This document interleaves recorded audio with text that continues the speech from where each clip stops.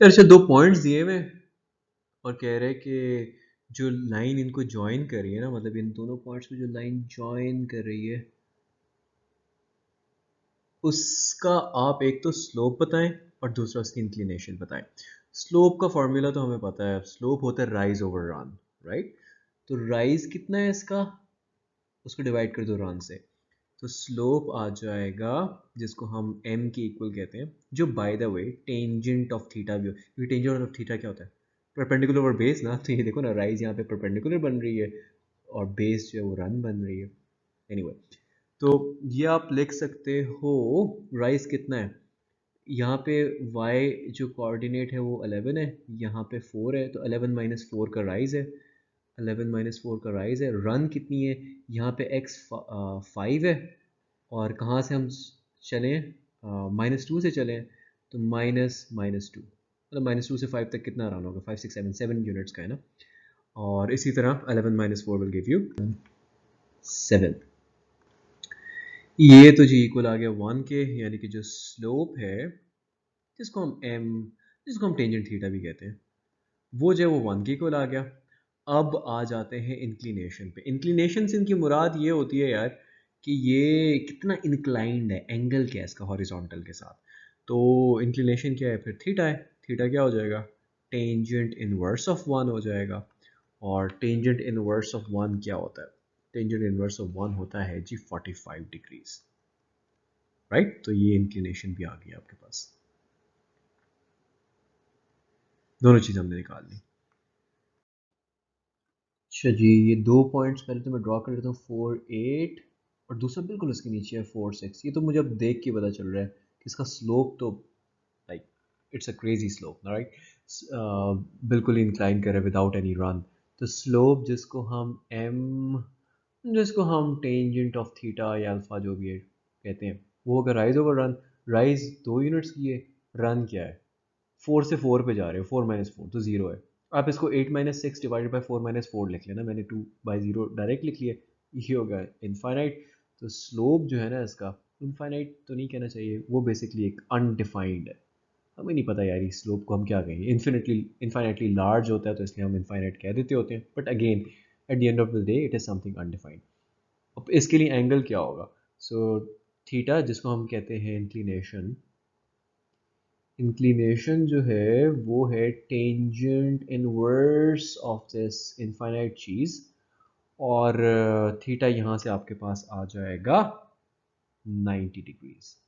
इसकी इंक्लिनेशन जो है वो 90 डिग्रीज की है। And we are done. ये ट्राइंगल है जिसके 3 वर्टिसेस दिए हैं। पहला काम तो मैं यही करूँगा कि मैं अंदाजे से ना इन सारे वर्टिसेस को कर लेता हूँ, ताकि मुझे थोड़ा विजुअली नज़र आए यार कि किसका स्लोप कैसा होना है, किसका क्या सीन होना है।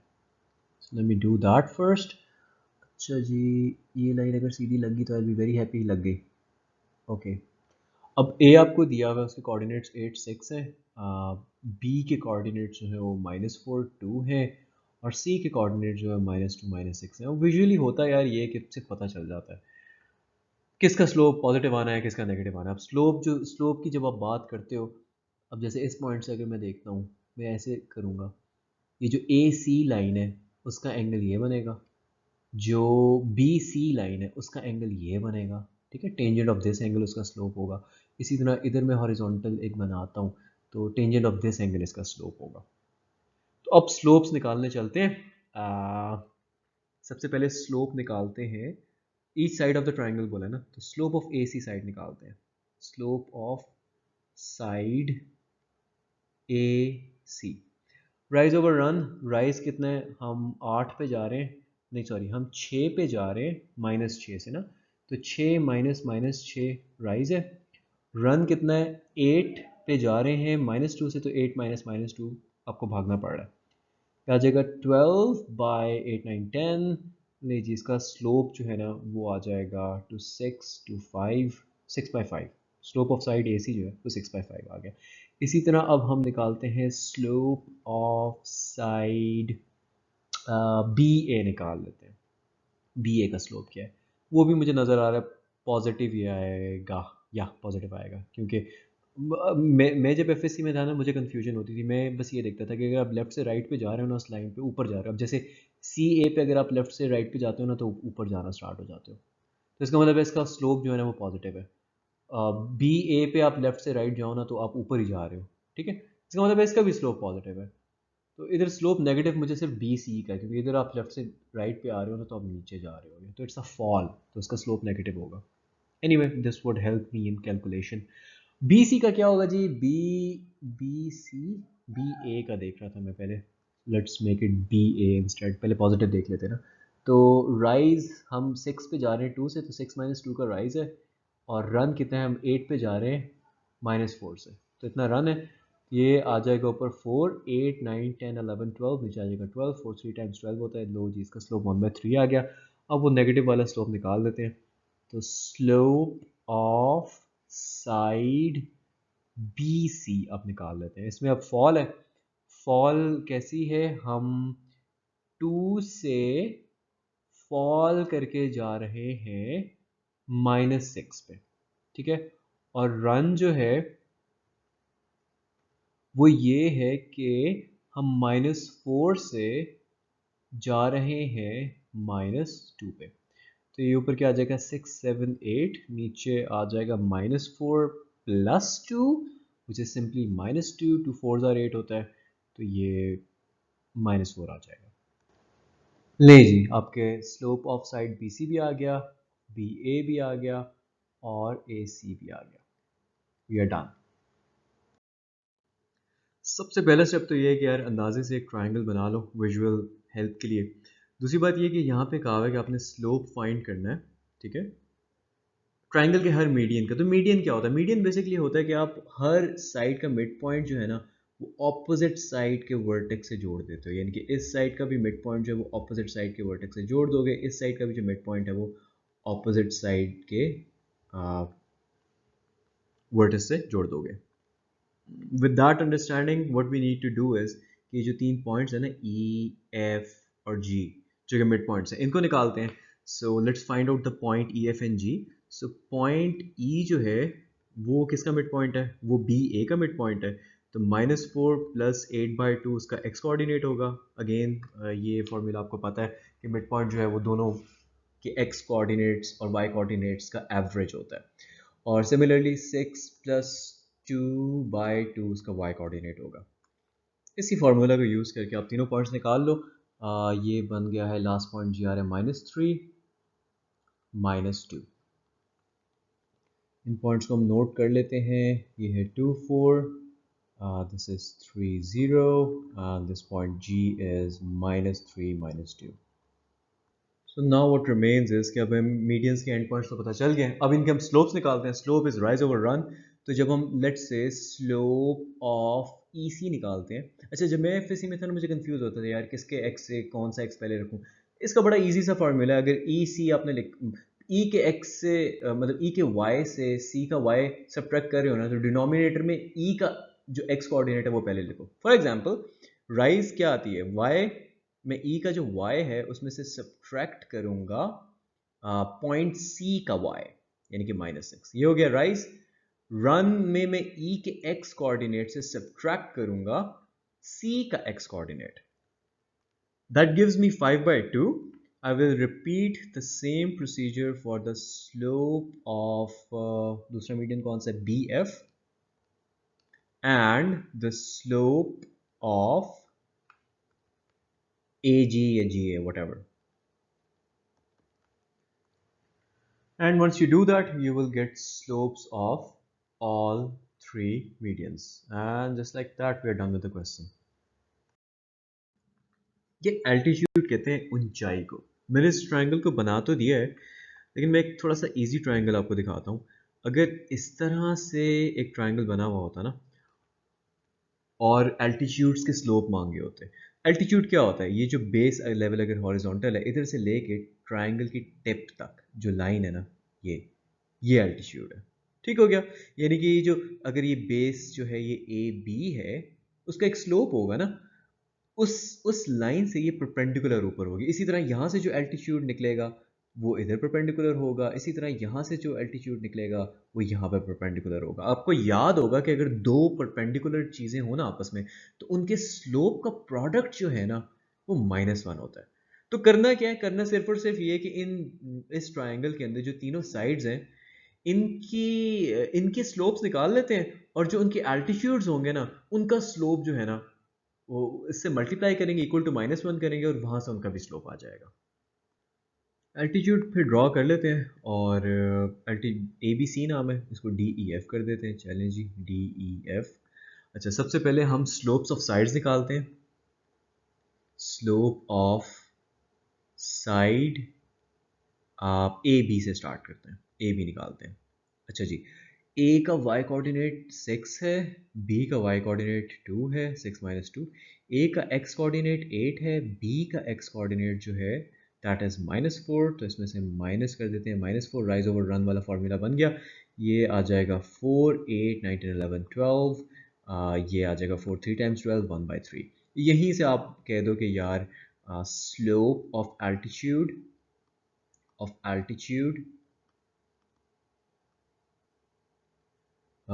ए बी लाइन के ऊपर कौन सा एल्टीट्यूड आ रहा है, ए बी लाइन के ऊपर DC आ रहा है, ठीक है। सो स्लोप ऑफ एल्टीट्यूड DC यहीं से पता चल जाएगा। कैसे पता चलेगा कि ये 1/3 जो है ना उसके स्लोप से मल्टीप्लाई करेंगे तो -1 आएगा।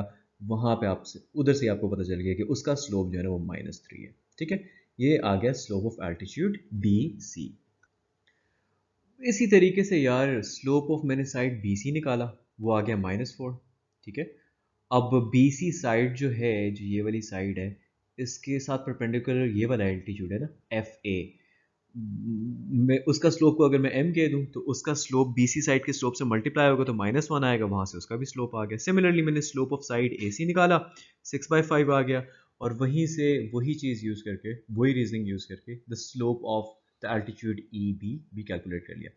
To make it aesthetically pleasing, what you can do is you can simply put these answers in boxes to satisfy the boring exam checkers जो कि FSC के एग्जाम चेक कर रहे होते हैं।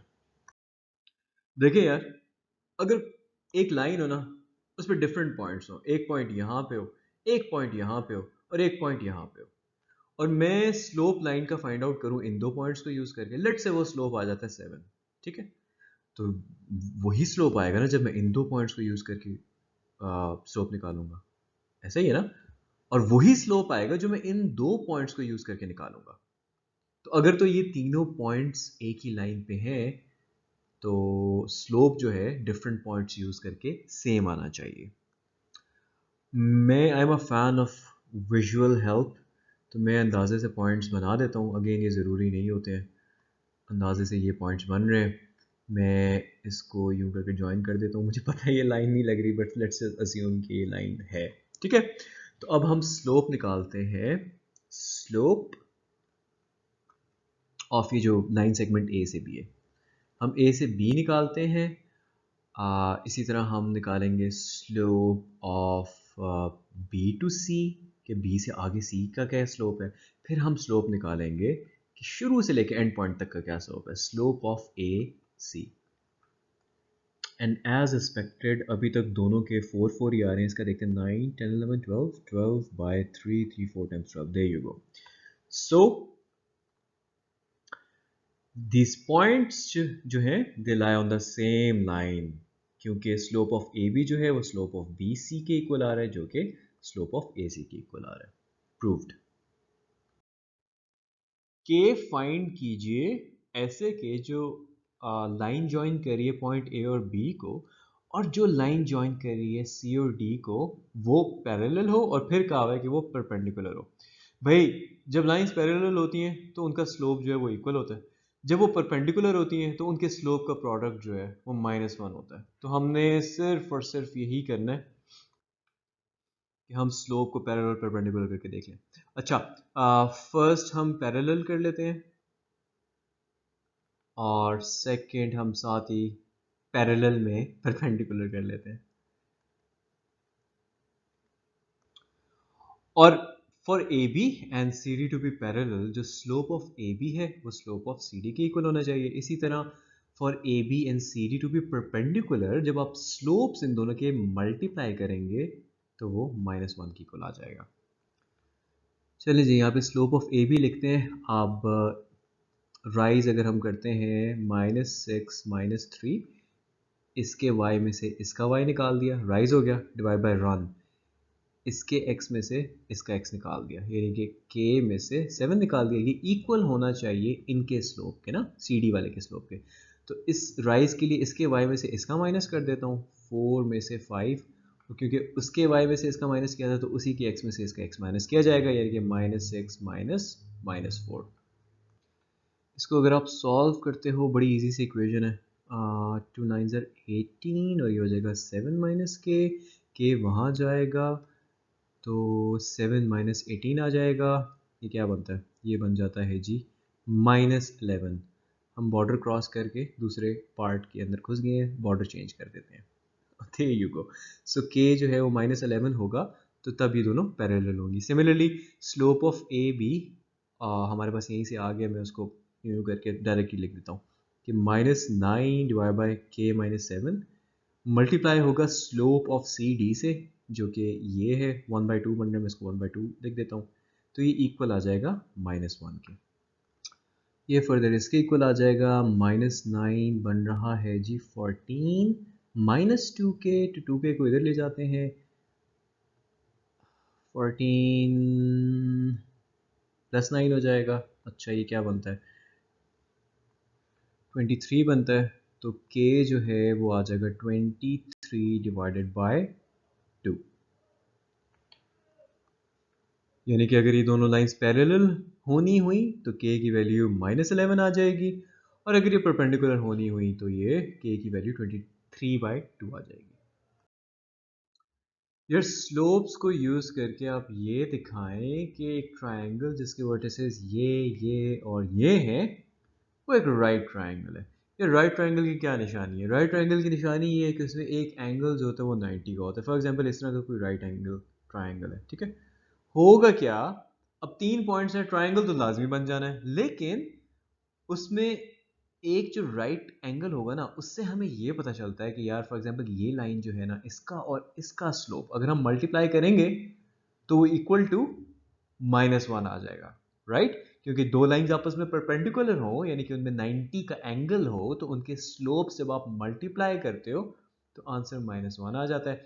आए स्लोप निकालते हैं, मल्टीप्लाई करते हैं और देखते हैं कि किसी का -1 आ रहा है या नहीं आ रहा। एक अंदाजन सी ड्राइंग बना लेते हैं। मुझे तो ये लग रहा है कि BA और CA लाइन जो है ना आपस में परपेंडिकुलर होगी। खैर अगर चालाकी मारे यहाँ पे, जो कि FSC में अलाउड नहीं है, तो मैं डायरेक्ट ही इनका स्लोप मल्टीप्लाई करके कर देता -1 के इक्वल। लेकिन यहाँ पे हमें वो सारी एक्टिंग करनी पड़ेगी, AB का स्लोप भी निकालना होगा, BC का भी और AC का भी, और फिर हम दो को मल्टीप्लाई करके कह देंगे कि यार ये लो इट इज़ इक्वल टू -1, तो they are perpendicular. So let's get to that. हम निकालते हैं स्लोप ऑफ AB, इसी तरह हम निकालेंगे स्लोप ऑफ BC, इसी तरह हम निकालेंगे स्लोप ऑफ CA। अच्छा जी, A पॉइंट ये है, B पॉइंट ये है। मैं B के Y में से A का Y माइनस करता हूँ और मैं B के X में से A का X माइनस करता हूँ, तो क्या आ जाएगा? ये आ जाएगा 6 डिवाइडेड बाय 2 - 6 होता है -4, तो ये आ जाएगा -3/2। इसका स्लोप ये आ गया। इसी तरह से BC और CA का स्लोप निकालते हैं। अब B के Y में से मैं C का Y सब्ट्रैक्ट करूँगा और B के X में से मैं C का X सब्ट्रैक्ट करूँगा, राइज ओवर रन के लिए ना।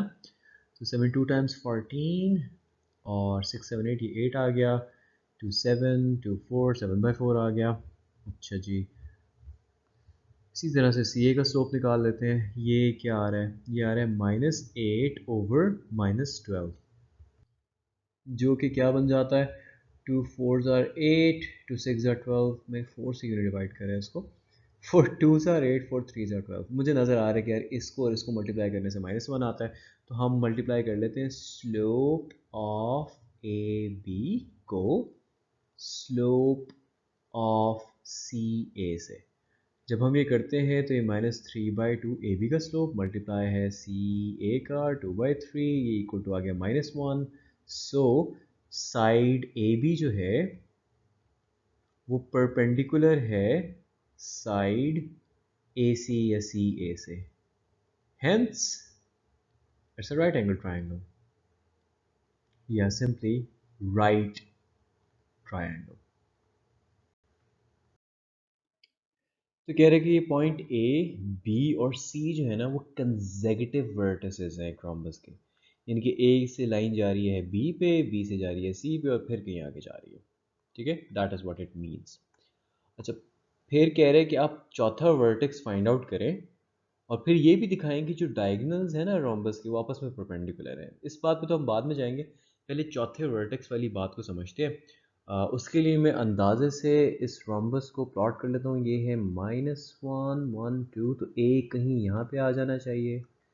अच्छा, फिर बी है 1 2 3 -1, बी कहीं यहाँ आ जाना चाहिए।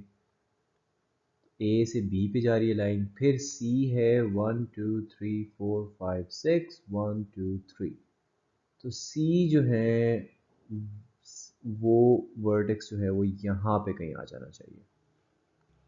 अब यार रोम्बस कंप्लीट करने के लिए कुछ भी कर सकते हो। ए बी के पैरेलल लाइन यहाँ पे लगा दो बेशक, यार अच्छा यहाँ पे भी एक ए बी के पैरेलल लाइन होगी, या यही कह दो कि सी बी के पैरेलल यहाँ पे लाइन होगी इधर। तो जो भी आप करोगे ना, पर रोम्बस जो है वो बन जाना है।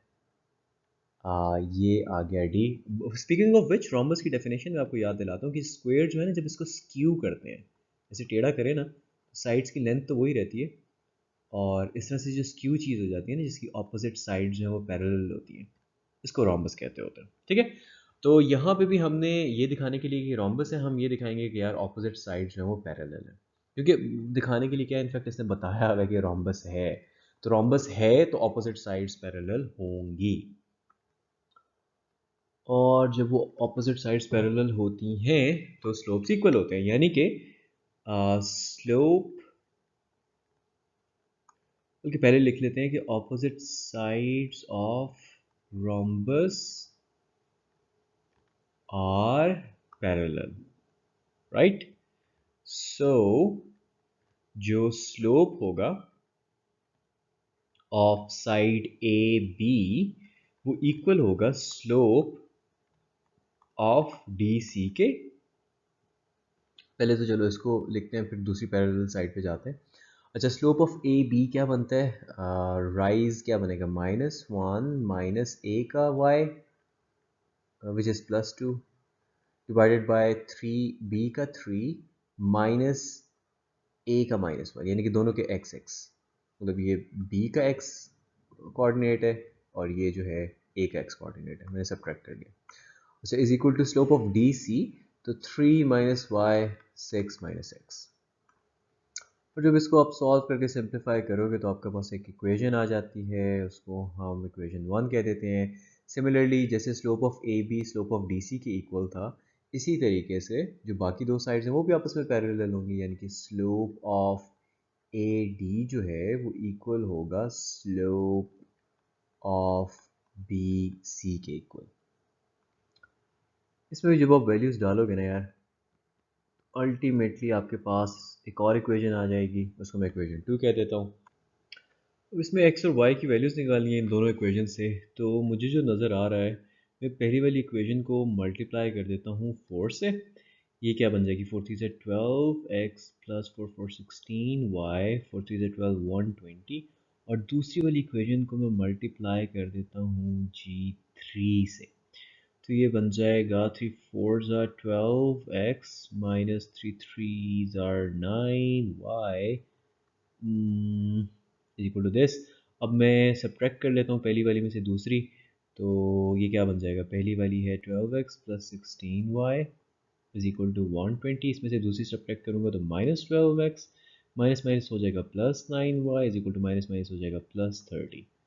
अच्छा जी, ये कैंसिल आउट हो जाएगा, ये आ जाएगा जी 25y और ये क्या आ रहा है 150। तो यहाँ से y की वैल्यू जो है वो आ जाती है 6। अच्छा 6 को, इस वैल्यू को मैं इक्वेशन 1 में प्लग इन कर देता हूँ। तो हो जाएगा 3x plus 4 times 6 is equal to 30। Four 6 are 24 होता है।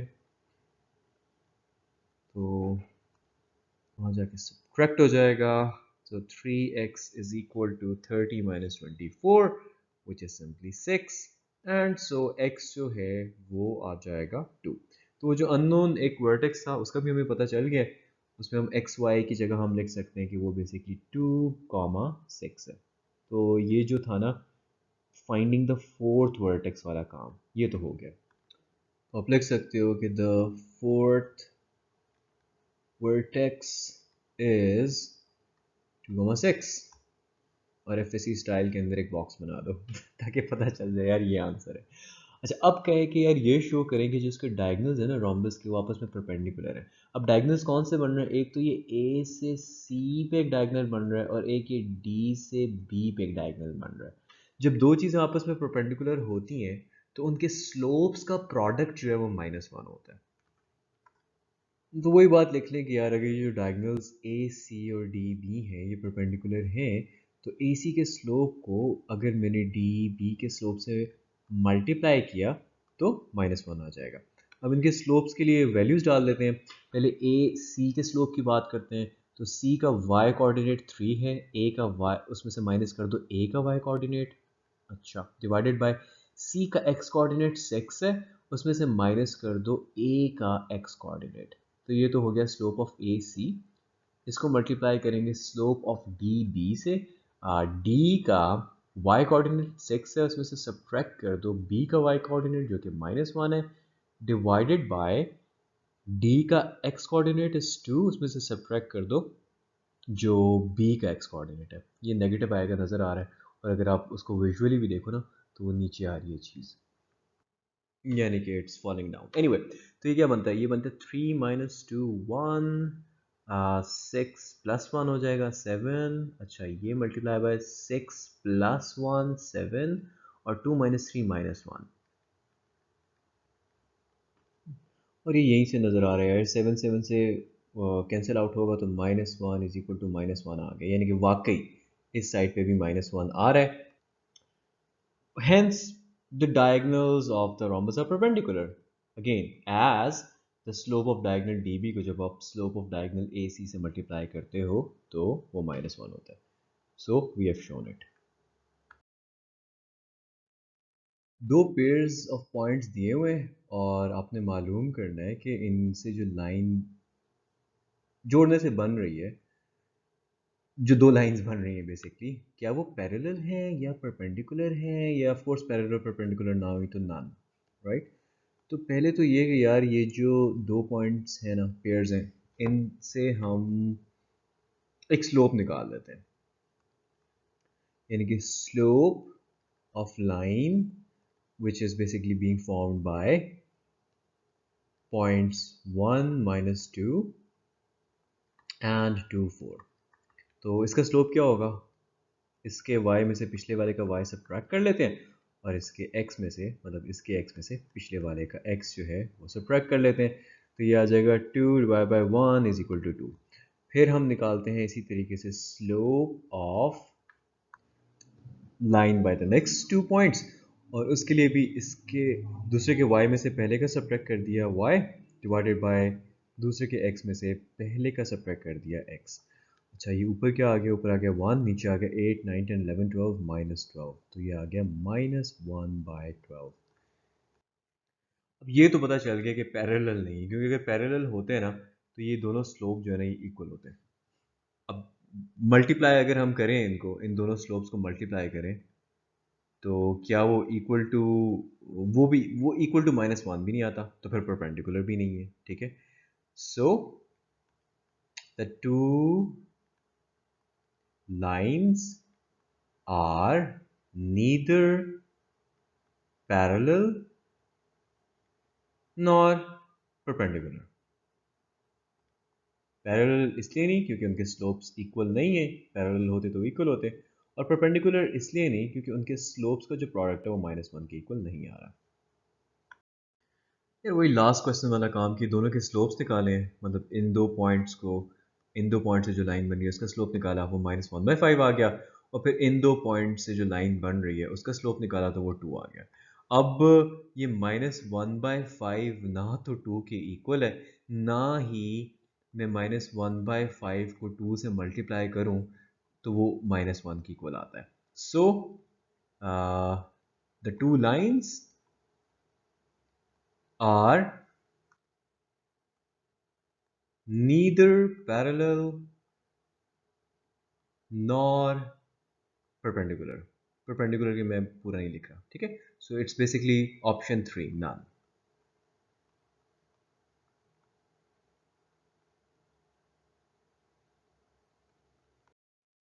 यार पहले कह रहे कि इक्वेशन फाइंड करो एक हॉरिजॉन्टल लाइन की जो इस पॉइंट में से गुजर रही है, फिर कह रहे हैं कि इसी पॉइंट में से एक वर्टिकल लाइन जो गुजरी है उसकी भी इक्वेशन दो। पहले तो मैं इस पॉइंट को बनाता हूँ ना, तो if I do that अंदाजे से, of course I'm not going to measure and do it, तो ये 1 2 3 4 5 1 2 3 यहाँ पे कहीं पॉइंट बन रहा है, ये -5 है और ये 3 है। अच्छा, जो हॉरिजॉन्टल लाइन होगी वो एक्स एक्सिस के पैरेलल होगी ना, तो वो तो बिल्कुल ऐसे यूं जा रही होगी। तो इसका मतलब है जो हॉरिजॉन्टल लाइन है उसकी इक्वेशन क्या है, उसकी सिंपली इक्वेशन ये है कि x इज इक्वल टू 3 है, ठीक है। x इज इक्वल टू 3 है, y एक्चुअली मैंने गलत, और हाँ या ये x no no no no it's y is equal to 3। Yup yup yup yup yup horizontal line जो है, जो हॉरिजॉन्टल के साथ पैरेलल है, डेफिनेटली वही हॉरिजॉन्टल होगी, उसकी इक्वेशन होगी y इज इक्वल टू 3। या उस पर x की तो बहुत सारी वैल्यूज हो सकती हैं, लेकिन y जो है ना उसका कांस्टेंट 3 ही रहेगा। फिर वर्टिकल लाइन जो इसमें से गुजरी है वो इस तरह से होगी।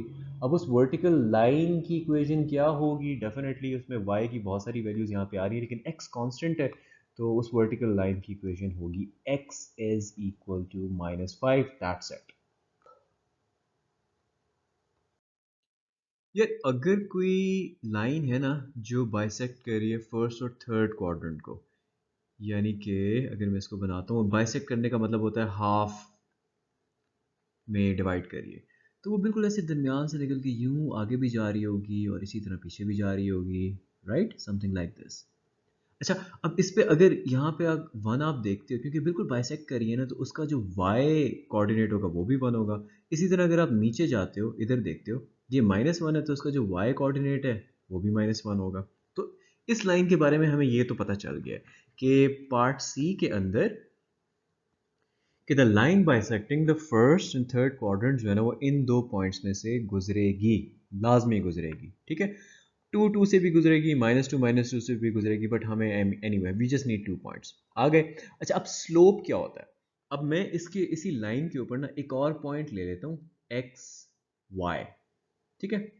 मुझे पता है उसमें एक्स और वाई एक दूसरे के इक्वल होंगे, और यही इसकी इक्वेशन भी है, लेकिन हमने यहाँ पे वर्किंग दिखानी है, तो फिर हम वो सारा जो है ना वर्किंग वाला ड्रामा करेंगे एसेंशियली।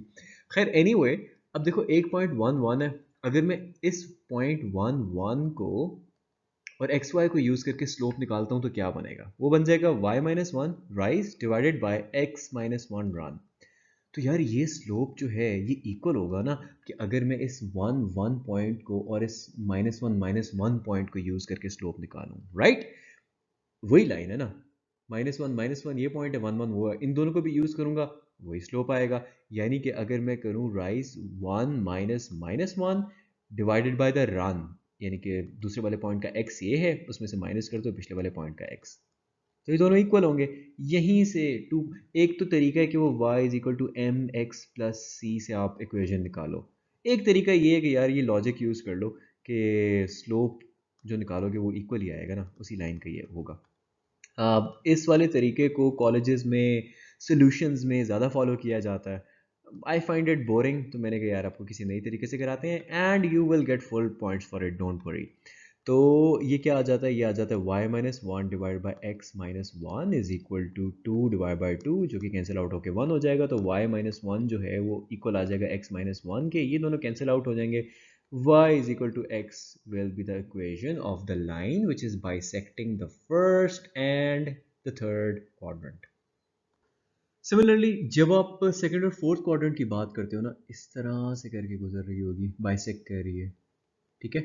तो अगर यहाँ से मैं एक पॉइंट ड्रॉप करता हूँ ना, ये 2 है, तो यहाँ पे वो पॉइंट -2 होगा, यानी कि एक पॉइंट जिसमें से ये लाइन गुजर रही होगी वो होगा 2, -2। बाइसेक्ट करिए ना, बिल्कुल मिडल से जा रही है, तो वो x और y उस लाइन पे हर जगह इसी तरह से आएंगी, 3 -3 2 -2। तो ये तो हो गया जी फोर्थ क्वाड्रेंट के अंदर। इधर अगर आप देखते हो, इधर अगर यहाँ पे लाइन है -2 पॉइंट उस पर आ रहा है, तो उसका कॉरेस्पॉन्डिंग जो y होगा वो 2 होगा, यानी कि एक पॉइंट तो इस लाइन के ऊपर -2 आ गया और दूसरा पॉइंट 2 -2 आ गया। तो यही बात कर लो यार कि the line bisecting the second and the fourth quadrants will surely pass through these 2 points. Again इसको 2 -2 भी कर सकते थे, 1 -1 भी कर सकते थे, 0.5 -0.5 भी कर सकते थे। सिमिलरली इसको भी आप चेंज कर सकते थे, ठीक है। मैंने just for a change last में 1 किया था, तो यहाँ पे 2s मैंने पिक कर लिए, ठीक है। Will surely pass through points -2 2 and 2 -2। और फिर वही वाली लॉजिक कि अगर मैं इस लाइन के ऊपर कोई और पॉइंट कर लूँ इधर, कि यार ये कोई पॉइंट एक्स वाई है, मुझे नहीं पता इसके कोऑर्डिनेट्स क्या हैं, लेकिन अगर मैं इस वाले पॉइंट को और इसको यूज करके स्लोप निकालता हूँ, क्या आता है, आएगा 2 y डिवाइडेड बाय रन बनेगा -2 -x। तो वो इक्वल आएगा ना अगर मैं इस पॉइंट को और इस पॉइंट को यूज करके स्लोप निकालूं, क्योंकि ये पॉइंट्स हैं तो सारे लाइन पे, तो उनको अगर मैं यूज करके निकालता हूँ तो क्या आता है, आ जाएगा 2 माइनस निचले वाले का y कोऑर्डिनेट -2 है, तो -2 इसमें सब्ट्रैक्ट कर लोगे, ऊपर वाले का x कोऑर्डिनेट -2 है, तो -2 में से सब्ट्रैक्ट करोगे नीचे वाले का x कोऑर्डिनेट जो कि 2 है, राइट। इसको सिंप्लीफाई करते हैं, ये बनता है 2 y divide by -2 x is equal to 2 + 2 ऊपर आ गया, -2 जो है -4 आ गया, तो बेसिकली ये कैंसिल आउट हो जाएगा और ये आ जाएगा 2 y, क्योंकि वो ऊपर 4 बन रहा है नीचे -4 बन रहा है ना, तो ये आ जाएगा 2 y divide by -2 x is equal to -1। इसको फर्दर सिंप्लीफाई करो तो ये आता है 2 y is equal to 2 + x, क्योंकि ये और ये मल्टीप्लाई होंगे तो वो माइनस, दोनों साइन चेंज हो जाएंगे। अच्छा, अब इसमें 2 कैंसिल आउट हो जाता है, y के साथ जो माइनस है उधर मल्टीप्लाई कर दो, y is equal to -x इस लाइन की इक्वेशन है। We are done. यार पार्ट ए में ना हमें स्लोप और एक पॉइंट दिया हुआ है, तो हम y is equal to mx + c direct use कर सकते हैं। m इसमें स्लोप होता है, ये x कोऑर्डिनेट होता है, y वाला y कोऑर्डिनेट होता है, c जो है ये y इंटरसेप्ट होता है। मुझे एफएससी में हमेशा भूल जाता था, तो मैंने एंड में ये चेक किया कि यार अगर x 0 पुट करे ना इसमें, तो y is equal to c आ जाता है। और हर लाइन में x 0 तो कहीं ना कहीं, मैं एक रैंडम लाइन लगा दी, ठीक है। अब इसमें x 0 है कहीं, बिल्कुल है, यहाँ पे x की वैल्यू 0 है, और जहाँ पे x की वैल्यू 0 होती है तो वो वहाँ पे y को क्रॉस कर रहा होता है, यानी कि y एक्सिस को इंटरसेप्ट कर रहा होता है। तो यहाँ से मुझे याद हो गया कि यार ये बेसिकली y इंटरसेप्ट है, और y is equal to m x plus c वाली फॉर्म जब आप यूज़ करते हो ना, तो ये इंटरसेप्ट निकालना ही जो है ना वो वही मेन गेम होती है आपकी। सो उसके लिए क्या है, पहले तो ये पॉइंट डालो जिसमें y कोऑर्डिनेट 5 है, स्लोप की वैल्यू 7 है, x coordinate -x plus c, तो ये बन जाएगा c is equal to 5 plus 42, यहाँ पे वो -42 तो वहाँ पे प्लस हो गया, तो c आ गया 5 6 47 आ गया, ठीक हो गया। So y is equal to equation क्या आ गई, y is equal to m which is 7 into x plus c which is 47। There you go। अच्छा, अब आ जाते हैं दूसरे पे। दूसरे पे भी आपको कॉलेजेस, एकेडमीज और सॉल्यूशंस के अंदर जो है ना वो y is equal to m x plus c use करवाया जाता है। मेरे ख्याल से यार यहाँ पे वो करना थोड़ा सा बोरिंग है। मैं इसमें ये लॉजिक यूज़ करता हूँ, सिंपली 2 पॉइंट फॉर्म यूज़ करता हूँ। बेसिकली मैं इसको अब एक सिर्फ लॉजिकली एक्सप्लेन करूँगा कि अगर यार चलो -5 -3 इधर है और 9 1 कहीं इधर है, ठीक है, अंदाजे से बना दिया, तो एक फ्लोटिंग पॉइंट अगर मैं बीच में ले लूँ एक्स वाई, मुझे नहीं पता उसके कोऑर्डिनेट्स क्या हैं, तो अगर मैं इसका इस लाइन का स्लोप लिखूं इन दोनों पॉइंट्स को यूज करके, यानी कि मैं -1 -3 डिवाइडेड बाय 9 -5, ये उसका स्लोप होगा, तो ये स्लोप की वैल्यू वही रहेगी ना अगर मैं इसको और इसको यूज करूँ, क्योंकि हैं तो इसी पे पॉइंट्स। यानी कि अगर मैं y में से सब्ट्रैक्ट करूँ -3 राइज ओवर रन, x में से सब्ट्रैक्ट करूँ -5, तो ये दोनों इक्वल होने चाहिए। इसको सिंप्लीफाई करते हैं, that's not a rocket science. तो सिंप्लीफाई करने के बाद कुछ स्टेप्स तो मैंने वैसे ही लिख दिए। ये कैंसिल आउट होकर 7 हो जाएगा। क्रॉस मल्टीप्लिकेशन करते हैं, एक्स प्लस फाइव वन से मल्टीप्लाई हो रहा है तो एक्स प्लस फाइव रहेगा। ये 7 वहाँ पे जाके मल्टीप्लाई होगा तो ये 7y plus 7 three times 21, 7y minus x. मैं सारा y वाली साइड पे लेके जा रहा हूँ। तो बल्कि नहीं, इस तरह से नहीं करते, y इक्वल्स टू समथिंग वाली फॉर्म में लिखना होता है ना। तो y वाली वैल्यू उधर रहने देते हैं, बाकी इधर ले आते हैं। तो x plus five minus 21 is equal to 7y, जो कि बन जाता है x minus sixteen is equal to 7y। तो ये 7y इज इक्वल टू एक्स माइनस सिक्सटीन आपकी इक्वेशन आ गई है। इसको फर्दर सिंप्लीफाई करना है, सारा 7 से डिवाइड कर दो, ये आ जाएगा y is equal to 1 by 7x minus 16 by 7। And just like that हमने इक्वेशन ऑफ द लाइन जो इन दोनों पॉइंट से गुजर रही है वो भी निकाल ली। भाई फाइंड करें इक्वेशन ऑफ अ लाइन जिसका y इंटरसेप्ट ये और स्लोप ये है। अब ये तो इक्वेशन बताने वाली बात होगी, क्योंकि अगर ई को मैं सॉल्व करता हूँ, मैं y is equal to m x plus c करता हूँ, स्लोप की वैल्यू भी दी हुई है, यानी कि m जो है वो -5 है, और फिर जो y इंटरसेप्ट है यानी कि जहाँ पे वो y एक्सिस को क्रॉस करेगा, जो c है, मैंने पिछले क्वेश्चन में समझाया है कि वो c क्यों होता है, उसकी भी वैल्यू दी हुई है। तो c जो है वो -7 है। तो नहीं जी, ये इक्वेशन आ गई, y is equal to -5x minus 7। There you go. अच्छा, f पार्ट के अंदर ना x इंटरसेप्ट और y इंटरसेप्ट बताया हुआ है। अब x इंटरसेप्ट का मतलब ये है, मतलब अब मुझे नहीं पता ये लाइन कैसी है। x इंटरसेप्ट का मतलब ये है कि कोई ऐसा पॉइंट है ये, ठीक है, जहाँ पे ये x को क्रॉस कर रहा है, तो वो -3 है। अच्छा चलो, -3 है तो दूसरी साइड पे ले आते हैं, इस तरह से करके है। y इंटरसेप्ट 4 है तो इस तरह से करके भी 9 है। Okay fine. तो ये -3 है, y इधर 0 होगा। इसी तरह इस वाले पॉइंट के ऊपर क्योंकि y इंटरसेप्ट है तो x 0 होगा, ये होगा। दो पॉइंट्स आ गए, टू पॉइंट फार्मूला यूज़ कर लेते हैं, वही वाली लॉजिक कि यार अगर कोई और पॉइंट एक्स वाई पे होता है और मैं उसको यूज़ करके, और लेट से इस पॉइंट को यूज़ करके स्लोप निकालता हूँ, तो क्या बनेगा? वो स्लोप बनेगा 4 minus y divided by 0 minus x. और वो स्लोप इसी लाइन का है, तो अगर मैं इसको और इस पॉइंट को यूज़ करके निकालूंगा तो इसके इक्वल ही आना चाहिए, यानी कि 4 minus zero divided by 0 minus minus three. ठीक हो गया? ये आ गया 4 minus y divided by minus x is equal to 4 divided by 3। 3 को इधर माइनस एक्स को उधर मल्टीप्लाई कर देते, 3 four times 12 minus 3y is equal to -4x।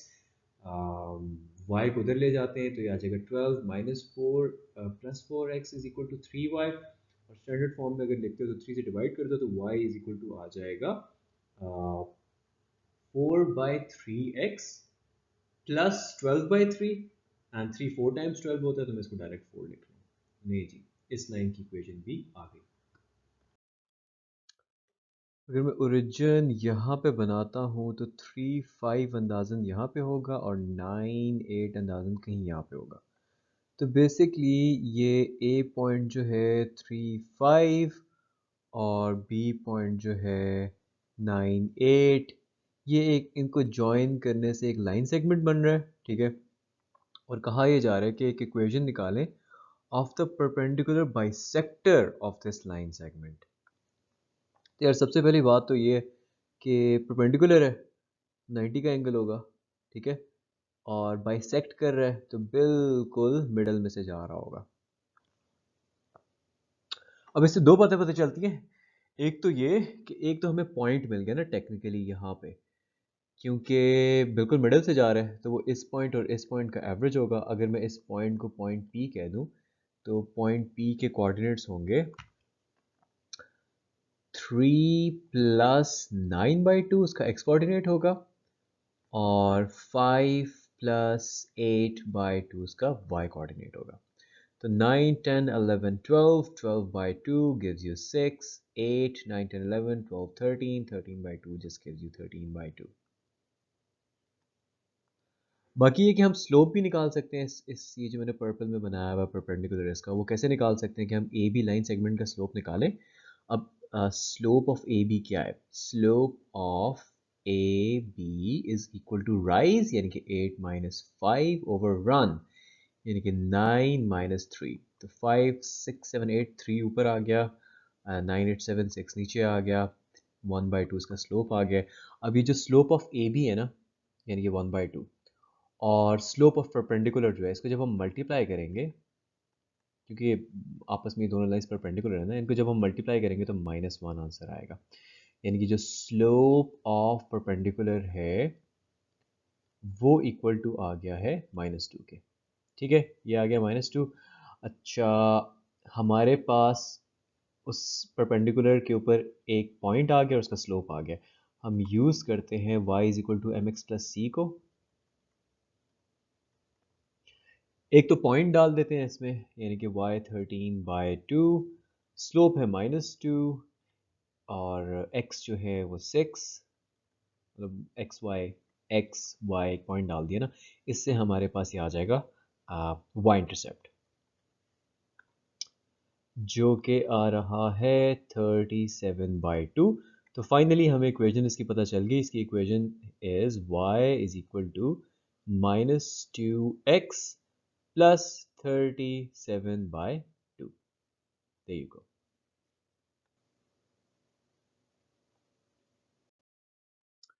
यार क्वेश्चन कह रहे कि इक्वेशंस फाइंड करो साइड्स की, एल्टीट्यूड्स की और मीडियंस की भी उस ट्रायंगल की जिसके वर्टिसेस जो हैं वो ये और ये हैं।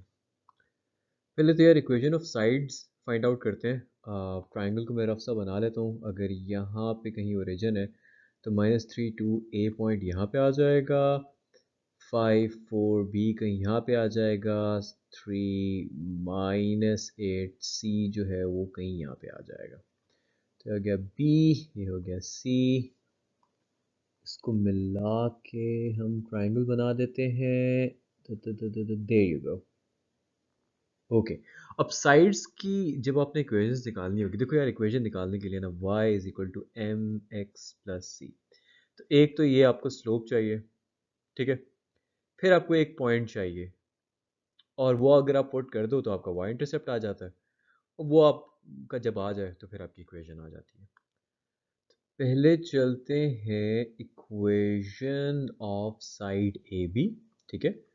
अब साइड ए बी की जो इक्वेशन है उसके लिए, अब ए बी को दो पॉइंट सेटिस्फाई करें, ये भी करें ये भी करें, कोई भी डाल देंगे। स्लोप चाहिए तो पहले स्लोप निकालते हैं इसका। स्लोप जो है वो हो जाएगा 4 - 2 राइज, 5 - -3 रन, तो ये आ जाएगा 2, 5 6 7 8/8, 2 4 8, 1/4 स्लोप आ गया। हमें एक पॉइंट भी पता है तो y is equal to m x plus c, 1/4 x plus c में लिख सकता हूँ, and we can put the point 5 4, right, क्योंकि ए बी साइड जो है उस पर 5 4 आ रहा है ना। तो 4 इज इक्वल टू ये हो जाएगा 5/4 प्लस सी। अब यहाँ से फर्दर c की वैल्यू जो है वो 4 -5/4 आ गई, जो कि बनती है 16 -5/4। तो c की आपकी वैल्यू जो है वो आ गई 11/4, राइट। यहीं से जो equation of side A B है वो आपको मिल गई। तो equation of side A B जो है आप उसको अलग से लिखना, मैं इधर ही सामने लिख रहा हूँ। Equation of side A B is going to be y is equal to m, the slope was 1/4, x plus c, y intercept is 11/4। तो ये तो एक साइड की इक्वेशन आ गई। यार यही एग्जैक्ट प्रोसीजर जो है ना वो मैंने equation of side B C के साथ किया। पहले उसका स्लोप निकाला, ठीक है, वो आ गया मेरे पास 6, फिर y is equal to m जो स्लोप था उसकी जगह 6 लिख दिया, x प्लस सी। अब बी सी जो लाइन है उस पर ये जो पॉइंट बी है वो सेटिस्फाई कर रहा है, तो मैंने वही .54 जो था वो निकाला, c की वैल्यू मेरे पास -26 आ गई, और फाइनली जो है मैंने उसकी इक्वेशन लिख ली। If you have guessed कि this is exactly what I'm going to do with equation of CA, you are absolutely right. उसमें भी आप स्लोप निकालो, -5/3 स्लोप आ जाएगा, y is equal to m x plus c में m की value डाल दो। फिर क्योंकि साइड ए सी है तो आप पॉइंट ए भी डाल सकते हो, सी भी डाल सकते हो, मैंने सी डाल दिया। जो पॉइंट सी मैंने डाला तो जो y इंटरसेप्ट था उसकी वैल्यू आ गई, और फाइनली जो इक्वेशन ऑफ द साइड थी ए सी वो भी मैंने लिख दी।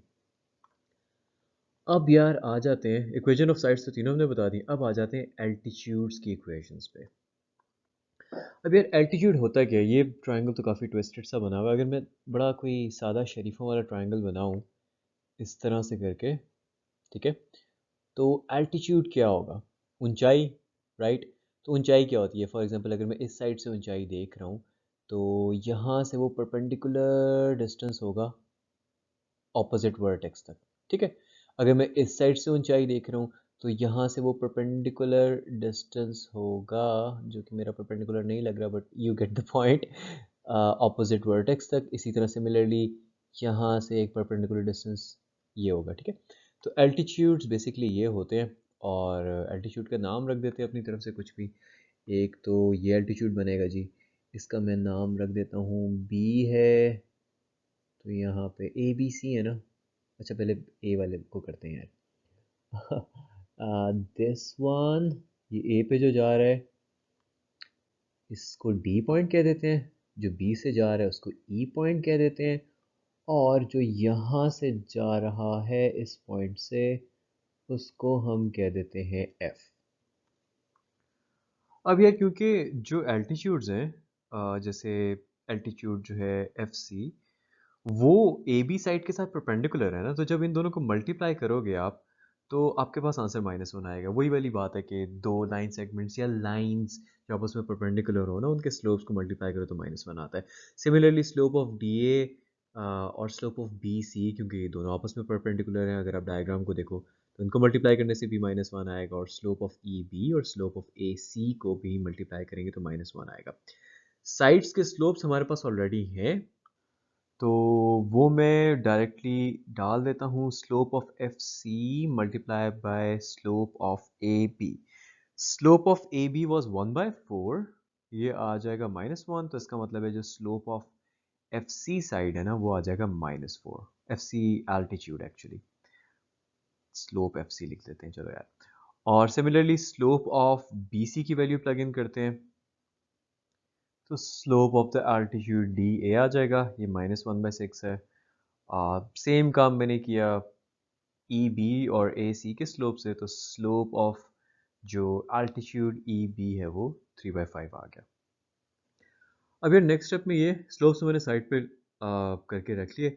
अब हम इक्वेशन ऑफ एल्टीट्यूड्स में है, हम निकाल रहे हैं equation of altitude f c. Use हम वही करेंगे, y is equal to m x plus c. अब इसमें f और c को देखो ना, c पॉइंट आ रहा है तो c पॉइंट सेटिस्फाई करेगा, तो यानी कि -8 is equal to m F C का स्लोप है जो कि -4 है, इंटू एक्स, आई मीन ये c का जो x कोऑर्डिनेट है वो इसको डेफिनेटली सेटिस्फाई करेगा, प्लस c, यहाँ से हमारा कोऑर्डिनेट y इंटरसेप्ट सॉरी आ जाएगा, 4 3 टाइम्स 12 -12 है, वहाँ पे जाके +12 हो जाएगा, is equal to c, 8 9 10 11 12, c is equal to आ गया 4। तो फाइनली जो इक्वेशन ऑफ एफ सी है वो आ गई y is equal to m -4 यानी कि x प्लस c यानी कि +4। यही काम जो डी ए एल्टीट्यूड है उसके साथ मैंने किया, वही y is equal to m x plus c use करेंगे। उसका जो स्लोप है m, उसकी तो मैंने वैल्यू मैंने डाल दी, लेकिन डी ए लाइन जो ये बन रही है यहाँ पे, इस पे पॉइंट ए इसको सेटिस्फाई करेगा, तो फिर मैंने पॉइंट ए भी इसमें डाल दिया, जिसमें y की वैल्यू 2 है, x की -3 है, 2 -3, यहाँ से करते करते मेरे पास c की वैल्यू आ गई, और ये जो y is equal to m x plus c है इसके अंदर मैंने m और c की वैल्यू डाली, तो इक्वेशन ऑफ एल्टीट्यूड डी ए भी मेरे पास आ गई। ई बी के साथ यार येट अगेन यही प्रोसीजर किया है, y is equal to m x plus c, E B का स्लोप हमें पता था ये लिखा हुआ है तो उसकी वैल्यू डाल दी। फिर ई बी ये है ना, तो इसके इस सिरे पे देखो तो ये पॉइंट सेटिस्फाई करता है, तो वो पॉइंट इसमें मैंने डाल दिया, इसमें वाई 4 है और x की वैल्यू 5 है, तो करते करते मेरे पास c की वैल्यू 1 आ गई, और उसको मैंने y is equal to m x plus c में किया तो y की वैल्यू भी आ गई। अब यार एक ही चीज़ रह गई है और वो है मीडियंस। हमने साइड्स की इक्वेशंस निकालनी है, एल्टीट्यूड्स की निकाल रही है, अब हम मीडियंस की निकालते हैं। पहले तो यार मैं मीडियंस ना आपको थोड़ा याद दिलाता हूँ कि मीडियंस होते क्या हैं। मीडियंस बेसिकली, जैसे ये साइड अगर ए बी है और ये बी सी है, तो ए बी साइड के मिडल से जो मैं सी वर्टेक्स के साथ लाइन लगाऊंगा ना यार, ये हो जाएगा median. Similarly B C side के मिडल से जो ए वर्टेक्स पे लाइन जाएगी वो उधर का मीडियन हो जाएगा। ए सी साइड के मिडल से जो बी पे जाएगी वही ये मीडियन हो जाएगा। अब इधर से एक बात ये पता चल जाती है कि अगर जैसे ये वाला मीडियन जो है, अगर आपने इसका ये पॉइंट मालूम करना है तो वो ए बी का बिल्कुल मिडल होगा, राइट? तो हम वो एवरेज वाले फार्मूला से ये भी निकाल लेंगे, उसी तरह ये भी निकाल लेंगे और ये भी निकाल लेंगे। और जब हमें इन मीडियंस के मतलब जैसे अब ये जो रेड पे मैंने किया हुआ हाईलाइट मीडियन, इसका एक ये पॉइंट पता होगा, ये पॉइंट पता होगा, स्लोप भी आ जाएगा, स्लोप भी आ गया, पॉइंट्स भी आ गए। आगे क्या करना है? आगे सिंपली जो है आपने वाई इंटरसेप्ट निकालना है और फिर इक्वेशन निकाल लेनी है। पहले तो यार मीडियंस बना के इन पॉइंट्स के कुछ नाम रख लेते हैं, एम टी एस कर लेते हैं। चलो जी। सो इक्वेशंस ऑफ मीडियंस हम निकाल रहे हैं। सबसे पहले तो पॉइंट एम निकालते हैं। जो पॉइंट एम है वो क्या होगा? Point M will be the average of -3 and 5, इसका एक्स कोऑर्डिनेट होगा, और इसका वाई कोऑर्डिनेट होगा the average of 2 and 4। This gives you 2 by 2 1, 4 5 6, 6 by 2 3। Exact ये काम आप t के लिए करोगे, s के लिए करोगे, और t और s की रिस्पेक्टिव वैल्यूज आ जाएंगी। इनको मैं यहाँ पे लिख लेता हूँ, so we can move on to finding the equations, and s is 0 -3। अच्छा यार, इक्वेशंस के लिए मुझे क्या चाहिए होता है? वही y is equal to m x plus c करूँगा। एक मुझे पॉइंट चाहिए होता है और स्लोप चाहिए होता है। तो स्लोप तो पहले निकाल लेते हैं। स्लोप्स निकालते हैं, पहले कैलकुलेट करते हैं स्लोप ऑफ ए टी, फिर कैलकुलेट करेंगे स्लोप ऑफ एस बी, फिर कैलकुलेट करेंगे slope of the median M C. अच्छा जी, ए टी का स्लोप क्या हो जाएगा? Rise is -2 divide by the run is 4 -3। That gives you, numerator में तो आ जाएगा -4 डिवाइड बाय 4 5 6 7, तो इन शॉर्ट -4/7 स्लोप आ गया। एस बी का और एम सी का जो स्लोप है वो मैं इसी तरह से डायरेक्ट लिख लूँगा, क्योंकि आप लोगों को फार्मूला तो पता है। I do not need to show you the simple working, so let's get to that and you will get your results। अच्छा यार, अब आ जाते हैं इक्वेशंस पे। अब इक्वेशन एटी की इक्वेशन जो है, इक्वेशन ऑफ मीडियंस में से इक्वेशन ऑफ एटी निकाल रहे हैं। अगेन वही y is equal to m x plus c use करेंगे। एटी का स्लोप जो है m तो आ गया, उसमें अब ये पॉइंट ए ये है, पॉइंट टी ये, कोई सा भी एक पॉइंट डाल दो यार। मैं 4 -2 डालता हूँ, तो यहाँ पे -2 is equal to m which is -4/7 into the x coordinate which is 4 plus c करता हूँ। 4 times is 16, to -2 is equal to -16/7 plus c. C comes out to be -2 plus 16/7। 7 2 times 14, 14 15 16, 2/7 आ जाएगा इन शॉर्ट। तो वो जब आप इसमें plug in करेंगे तो y आपका आ जाएगा y is equal to m -4/7x plus, ये जो मैंने 2/7 लिखा है, no it doesn't look like 2/7 but it is 2/7। तो ये तो इक्वेशन आ गई एक मीडियन की जो कि 80 था। यही वाला यार मंत्रा मैं रिपीट करूंगा बाकी तो मीडियंस के लिए भी। मीडियन जो आपका एस बी है उसके लिए जब आप करते हो, again y is equal to m x plus c लिखो, उसका स्लोप यहाँ पे हमने निकाल लिया था, वो प्लग इन करो यहाँ पे।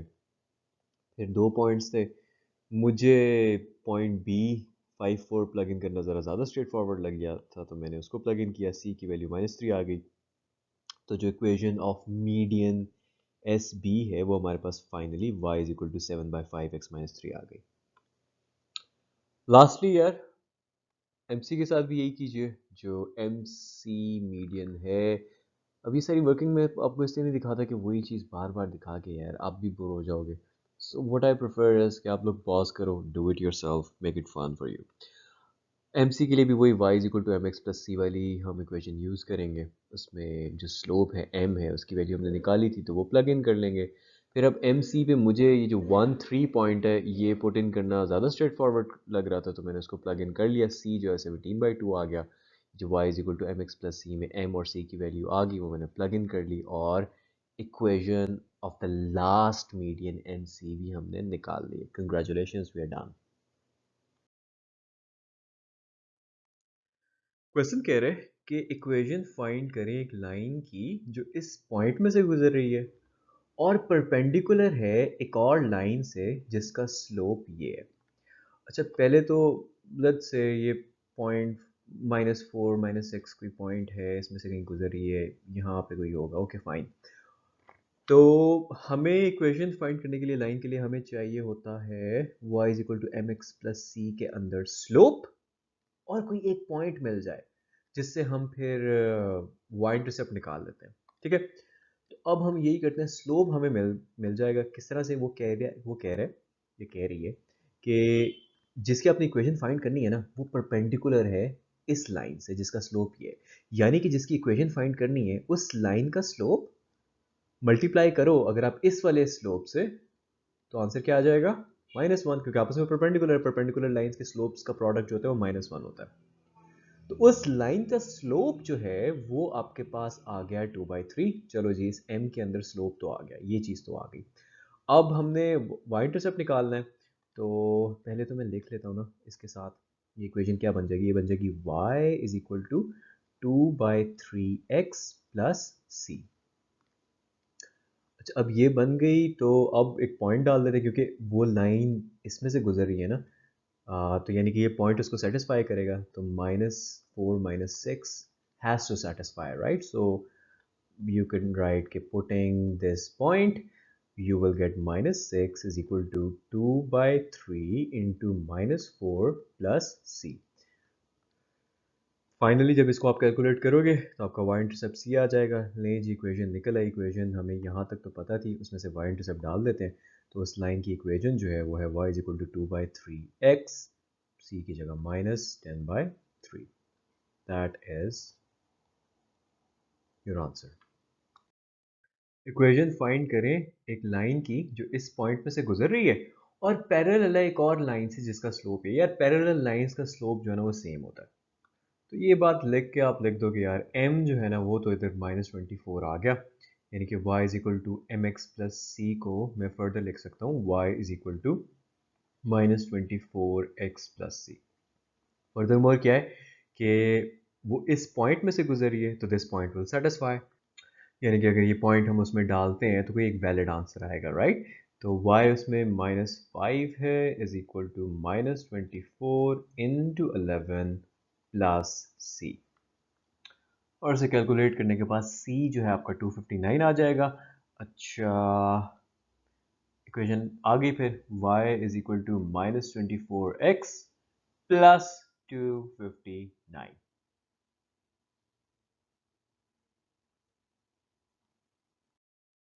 अच्छा, क्वेश्चन नंबर 21 जो है वो कह रहे हैं कि कन्वर्ट करें each of the following equation into some different forms. Basically मैंने इस पे पार्ट बी पिक किए। पार्ट बी जो है वो एक लाइन की इक्वेशन है, एक नॉर्मल सी फॉर्म में। By normal I do not mean ये वाली normal form, by normal I mean कि जैसे यूजुअली इक्वेशंस लिखी जाती हैं वैसे फॉर्म में लिखी हुई है। और बोला हुआ है कि यार इसको एक तो स्लोप इंटरसेप्ट फॉर्म में लिखें, फिर इसको टू इंटरसेप्ट फॉर्म में लिखें, और फिर इसको नॉर्मल फॉर्म में लिखें। यार, स्लोप इंटरसेप्ट फॉर्म तो हमें पता है y is equal to m x plus c होती है। इसको स्लोप इंटरसेप्ट फॉर्म इसलिए कहते होते हैं क्योंकि m इसमें स्लोप होता है, c जो है वो y इंटरसेप्ट होता है। ठीक हो गया? टू इंटरसेप्ट फॉर्म में x के नीचे उसका इंटरसेप्ट प्लस y के नीचे उसका इंटरसेप्ट इज इक्वल टू 1। ये होगी टू इंटरसेप्ट फॉर्म। नॉर और इन दोनों फॉर्म्स को ना हमने वैसे डिटेल में पढ़ा हुआ है, मैंने आपको समझाया हुआ है पहले टॉपिक में। ठीक है, अनफॉर्चुनेटली जो नॉर्मल फॉर्म है ना यार, मेरे ख्याल से ये कोर्स के स्कोप से बाहर होनी चाहिए थी, बट एफएससी के अंदर बहुत सारी ऐसी चीज़ें हैं and I am sorry you have to go through that. लेकिन इसको आपको इस पॉइंट पे if I start explaining it will become a huge lecture. So अभी इसको बस पल्ले से बांध दो कि यार ये x cosine of something plus y को sine of something is equal to p जो है ना, ये नॉर्मल फॉर्म है। चलो अब स्टार्ट करते हैं स्लोप इंटरसेप्ट फॉर्म से। हमारे पास इक्वेशन जो है वो 4x plus 7y minus 2 is equal to 0। और स्लोप इंटरसेप्ट फॉर्म में y एक तरफ होता है, बाकी सब कुछ एक तरफ होता है। तो पहले तो ये काम करता हूँ ना मैं, 7y इज इक्वल टू आ जाएगा -4x+2।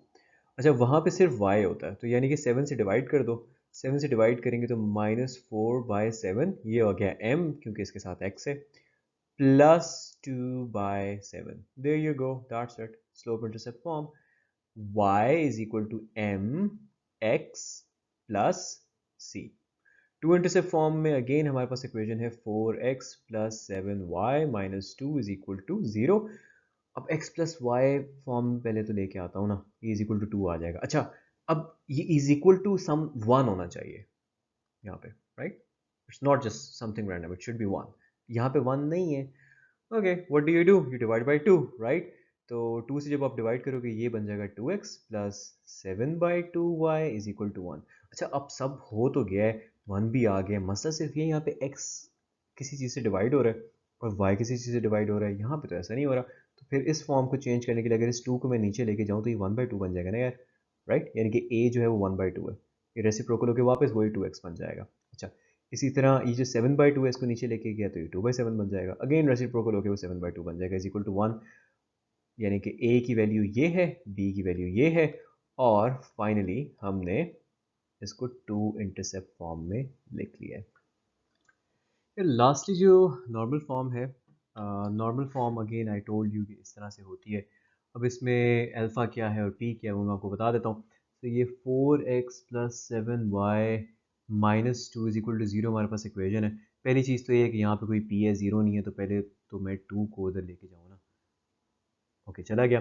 फिर ये है कि x into cosine of something है, y into sine of something है। अब ये एंगल कैसे निकालना है, उसका तरीका ये है कि x का जो साथ कंपोनेंट सा लिखा हुआ है उसका स्क्वायर लो, y के साथ जो लिखा हुआ है उसका स्क्वायर लो, जैसे पाइथागोरस थ्योरम होता है ना, मच लाइक दैट, और उसका स्क्वायर रूट ले लो, ठीक है? So the answer to this comes out to be the square root of 65। अभी जो स्क्वायर रूट ऑफ 65 है ना, इससे आपने डिवाइड कर देना इस पूरी की पूरी इक्वेशन को। तो जब इसको आप डिवाइड करोगे तो ये बन जाएगा 4/√65 into x plus 7/√65 into y is equal to 2/√65। अच्छा, ये p बन गया है, जैसे वो स्टैंडर्ड इक्वेशन के अंदर p था ना, ये p की वैल्यू है। अब आगे हमें चाहिए एंगल की वैल्यू, और x के साथ कोसाइन ऑफ अल्फा था, तो कोसाइन ऑफ अल्फा जो है वो 4/√65 है। इसी तरह जो साइन ऑफ अल्फा है वो 7/√65 है। साइन बाय कोसाइन अगर मैं करूँ तो वो टेंजेंट ऑफ अल्फा बन जाएगा, right? Sine alpha by cosine alpha, sine alpha ये है, डिवाइड हो रहा है कोसाइन ऑफ अल्फा से, जो कि रेसिप्रोकल हो जाएगा, ये बन जाएगा 7/√65 multiply by square root of 65 divided by 4। This gets cancelled out. Long story short है, इसकी टेंजेंट ऑफ अल्फा जो है वो 7/4 आ गया। यहीं से आप एंगल निकाल लो, अल्फा जो है वो टेंजेंट इनवर्स 7/4। अच्छा, इसमें टेंजेंट में हम इसलिए, मतलब बंदा पूछे कि यार यहाँ से कोसाइन का इनवर्स लेके एंगल ले लेते, लेकिन उससे मल्टीपल आंसर्स आ सकते हैं। Again, I will not go into the detail, it will make the explanation way too longer. तो यहाँ से tangent is the safest way। Alpha की जो आपकी वैल्यू है वो इफ़ यू कैलकुलेट वो तकरीबन आ जाती है 60.26 डिग्रीज। यानी कि फाइनली जो आपकी इक्वेशन थी उसमें अब सब कुछ आपके पास आ गया है। x cosine of 60.26 degrees plus y sine of 60.26 degrees, और p क्या था? p I told you is this value 2/√65। और इसको क्लैरिटी के लिए एक्सटेंडेड है कि हम अलहदा से लिख लेते हैं कि यार p की वैल्यू ये है, and this my friends is called the normal form, जिसको आपने हजम करना है। यार पैरेलल लाइंस जो है उनके स्लोप सेम होते हैं। परपेंडिकुलर लाइंस के स्लोप्स को मल्टीप्लाई करो तो -1 आ जाता है, और अगर इन दोनों से कुछ ना हो तो ना वो पैरेलल है ना वो परपेंडिकुलर है। क्वेश्चन भी यही कह रहे हैं कि यार in each of the following आप चेक करें कि जो दो लाइंस हैं ये आपस में पैरेलल है, परपेंडिकुलर है, या नीदर है, राइट? तो y is equal to m x plus c वाली फॉर्म में लिखते हैं। पहले तो दोनों इक्वेशंस को ना मैं साइड बाय साइड करता हूँ। 4x plus 2y plus 5, y is equal to m x plus c form में मैं इसलिए कह रहा हूँ क्योंकि स्लोप सामने नज़र आ जाता है ना यार। तो इसको मैं अगर करूँ y is equal to -2x+3 और साथ उसको मैं करूँ इज इक्वल टू 0 था, इसको मैं करूँ 2y is equal to -4x-5, जिससे y इज इक्वल टू 2 से डिवाइड कर देता हूँ पूरी इक्वेशन को, -2x-5/2 आ गया। ठीक हो गया। तो साइड बाय साइड करते जाते हैं, ये डालते जाते हैं। अच्छा, यहाँ पे जो स्लोप है वो तो सामने नज़र आ रहा है m/x, तो स्लोप ऑफ लाइन 1 आप कह दो कि यार -2 है, और यहाँ पे भी वही स्लोप है। Okay, there you go. So it's option 1 parallel as the slopes are equal. Slopes are equal. m1 is equal to m2 is equal to -2. जो हमने इससे पिछले क्वेश्चन में किया वही काम करेंगे, स्लोप इंटरसेप्ट फॉर्म में लेके आएंगे ताकि स्लोप सामने नज़र आ जाए। अच्छा, ये है x-2y-7 इज इक्वल टू 0। अच्छा, इसमें तो मैं y यहाँ रहने देता हूँ, बाकी सब कुछ उधर ले जाता हूँ, तो 4y इक्वल टू आ जाएगा -2x+1। y के साथ यहाँ पे कुछ नहीं होना चाहिए क्योंकि स्लोप इंटरसेप्ट फॉर्म जो है ना y is equal to mx+c है, राइट। y के साथ कुछ भी नहीं होता, 1 होता है मतलब। तो 4 से डिवाइड कर दें तो ये बन जाएगा -x, 2 × 4 + 1/4। ठीक हो गया। अब थोड़ा सा अगर इसको मैं यूँ लिखूँ -1/2 इंटू एक्स प्लस 1/4, तो ज़रा क्लियर हो जाता है कि यार इसका स्लोप जो है ना इस लाइन का वो आ रहा है -1/2। सिमिलरली पैरेलल में इसको लेके चलते हैं, 2y को मैं उधर ले जाता हूँ, पीछे बच जाएगा x-7। अब मुझे y के साथ कुछ भी नहीं चाहिए तो 2 से डिवाइड कर देता हूँ, ये हो जाएगा 1/2 इंटू एक्स -7/2। अब इसका जो स्लोप है दैट इज़ 1/2। नज़र आ रहा है इन दोनों को अगर मल्टीप्लाई किया जाए ना, इसको और इसको, -1 तो नहीं आना, राइट। यानी कि m1 m2 is not equal to -1, as if you multiply -1/2 and 1/2 it is not equal to -1। ना ही m1 जो है वो m2 के इक्वल है, ये भी नहीं है। क्यों? क्योंकि -1/2 is not equal to 1/2, I mean it's -1/2, that's 1/2, right. तो फिर इसका ऑप्शन 3 है कि ये दोनों लाइंस ना तो आपस में पैरेलल हैं ना परपेंडिकुलर है। जैसे लास्ट क्वेश्चन में मैंने एक कंक्लूसिव लिखा था, इस बात के बाद आप सिंपली वो लिख सकते हो option 3, neither parallel nor perpendicular. अच्छा, इस क्वेश्चन नंबर 23 को करने का ना एक बड़ा लॉजिकल तरीका है, वो जब इंशाल्लाह when you attend out class की क्वेरी क्लासेस एग्जाम से पहले, तो वो मैं आपसे शेयर करूँगा। अभी I don't want to scare you, I would rather follow the method जो कि आपको कॉलेजेस में करवाया जाता है, and I will try to make it digestible for you.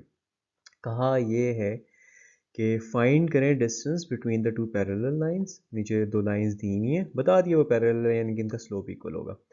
फिर कहा है कि यार स्केच करो इन लाइंस को, और फिर ये भी कहा है कि इक्वेशन फाइंड करो एक और पैरेलल लाइन की जो इनके बिल्कुल दरमियान में हो, मिड वे हो। भारी भारी करेंगे ये सारा काम। I will start with sketching the lines first. Sketch करने से पहले काम तो मैंने ये किया कि दोनों लाइंस को ना मैंने स्लोप इंटरसेप्ट फॉर्म में लिख लिया। अब नज़र आ रहा है कि लाइन 2 का वाई इंटरसेप्ट यानी कि जिस पॉइंट पे ये वाई एक्सिस को क्रॉस करेगी वो 7/4 है। अब 7/4 अगर मैं कैलकुलेट करता हूँ 1.75 बनता है, तो 1 2 इधर है, तो अंदाज़न 1.75 कहीं यहाँ पे लगा देता हूँ। यहाँ पे x 0 है, अब मैं y इस पे 0 प्लग इन करके देखता हूँ। अगर इस वाली इक्वेशन में ऊपर मैंने किया हुआ है, इसमें अगर मैं y इज इक्वल टू 0 करता हूँ तो x क्या आ जाता है, x आ जाएगा जी -7/3। 7/3 2.33 होता है, 1 2, तो ये कहीं यहाँ पे आ रहा है। नहीं जी, ये लाइन नंबर 2 तो पहले बन गई, 2 पॉइंट्स निकाल के मैंने स्केच कर दिया इसको। अच्छा, और साथ ही मैंने वो दोनों पॉइंट्स लेबल भी कर दिए। अब आ जाते हैं लाइन नंबर 1 की तरफ। इसका जो y इंटरसेप्ट है वो 3/4 है। अच्छा, 3/4 क्या बनता है, 0.75। तो अगर 1 इधर है, 0.75 कहीं इधर है, लो जी 0.75 इधर आ गया। अब इसमें मैं y is equal to 0 plug in करता हूँ इधर। जब मैं y is equal to 0 plug in करता हूँ तो x जो है वो क्या आ जाएगा, -3/3 यानी कि -1 आ जाएगा। ठीक हो गया, तो x -1 इधर आ गया। नहीं जी, ये लाइन भी ड्रॉ हो गई। There you go. यानी कि वो जो मैंने पहला काम करना था स्केच द लाइंस वो तो हो गया। अब आ जाते हैं यार इन दोनों के दरमियान में डिस्टेंस कैलकुलेट करना। डिस्टेंस के लिए मैं थोड़ा आपको याद दिलाता हूँ कि नॉर्मल फॉर्म क्या होती थी, x cosine of some angle y sine of that same angle is equal to P.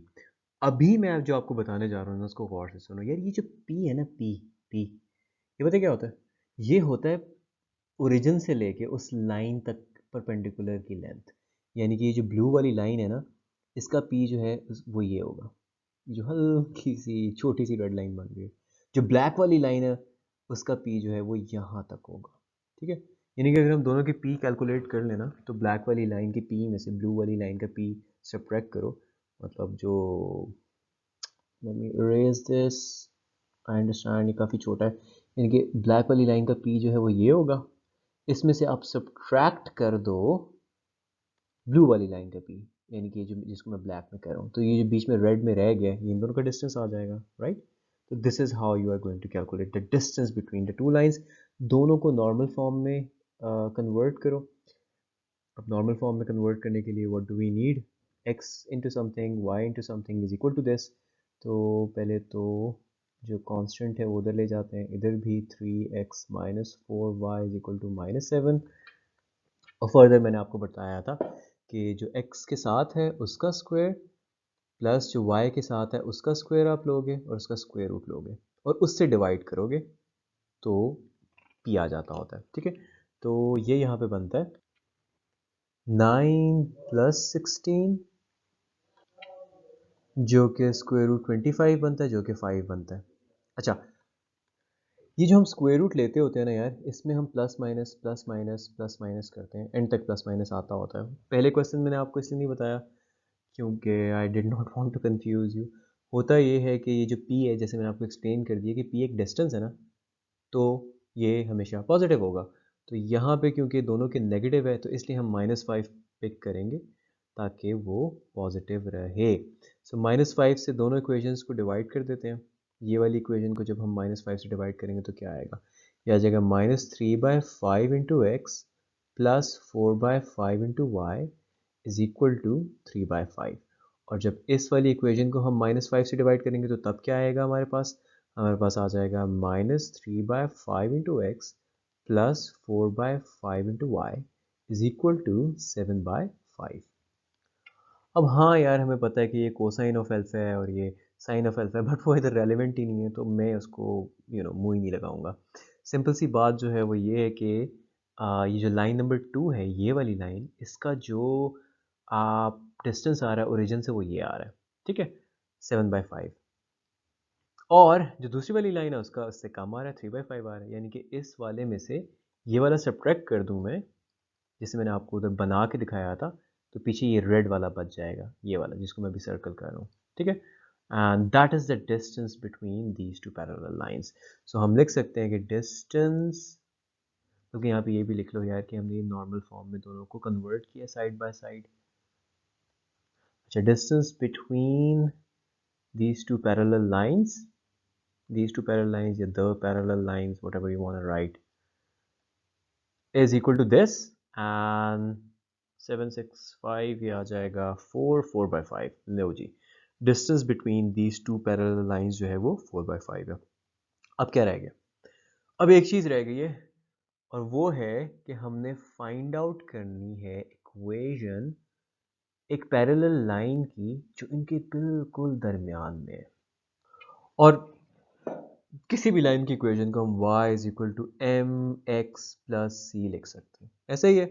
यानी कि हमें एक तो स्लोप चाहिए। अब स्लोप निकालना तो बड़ा आसान है क्योंकि वो जो इनके दरमियान में जो लाइन होगी, लेट मी ड्रॉ दैट, बिल्कुल दरमियान में है ना, ऐसे है, ओके फाइन, बिल्कुल दरमियान में। अच्छा, तो है तो वो भी पैरेलल ही ना यार, तो स्लोप तो वही होगा। यानी कि स्लोप जो है वो वही 3/4 का 3/4 होगा, 3/4 एक्स प्लस सी। हमें अब वाई इंटरसेप्ट भी चाहिए। वाई इंटरसेप्ट निकालने का बड़ा एक डायरेक्ट और बड़ा ही फिट किस्म का तरीका है, वो ये है, देखो ना, हमें इस ब्लैक वाले में जो मैंने किया हुआ है इस लाइन का हमें वाई इंटरसेप्ट पता है, ये है। दूसरी वाली लाइन का हमें वाई इंटरसेप्ट पता है, ये है। तो इस रेड वाली लाइन का वाई इंटरसेप्ट बिल्कुल इनका मिड पॉइंट नहीं होगा, राइट। तो सी जो होगा वो बेसिकली एवरेज होगा इसके बेसिकली वाई इंटरसेप्ट का, ठीक है। अब उसमें अगर आप 0 + 0 डिवाइड बाई 2 करना चाहते हो तो वो भी कर लो, लेकिन कोई पॉइंट नहीं है, एक्स तो वैसे ही 0 आएगा ना। वाई इंटरसेप्ट का मतलब क्या है? वाई को क्रॉस कर रहा है, वाई को जब क्रॉस कर रहा है तो एक्स 0 है। बट एनीवे मैंने कर दिया। असल काम जो है वो ये है कि 7/4 प्लस 3/4 का एवरेज जो है वो आएगा। इसको बल्कि मैं सी है ना तो मैं एक्स वाली चीज़ हटा ही देता हूँ यार, एक्स वाली चीज़ हटा देते हैं, it's not correct logical to write it. अच्छा ये आ जाएगा 7 8 9 10, 10 और 4 नीचे आ जाएगा, 4 2 8। ले जी, ये आपका बन गया 2 4 2 5 5/4, 5/4 बन गया। तो equation of the line lying midway between them is y is equal to 3/4x plus the y-intercept which is 5/4. And just like that we're done with the question. अच्छा यार, ये क्वेश्चन ट्रिकी है। जिस तरह से मैंने आपको करवाया वो रिकमेंड इसको दोबारा देखो। सबसे पहले मैंने क्या किया, सबसे पहले मैंने स्केच की लाइंस, ठीक है, ताकि आपको विजुअली हेल्प हो। खुद भी सॉल्व कर रहे होगे ना, तो अगर रट्टा भी मारा हुआ है लेट्स से, तो कम से कम ये याद रहेगा कि यार करना क्या है, एक विजुअल हेल्प होगी।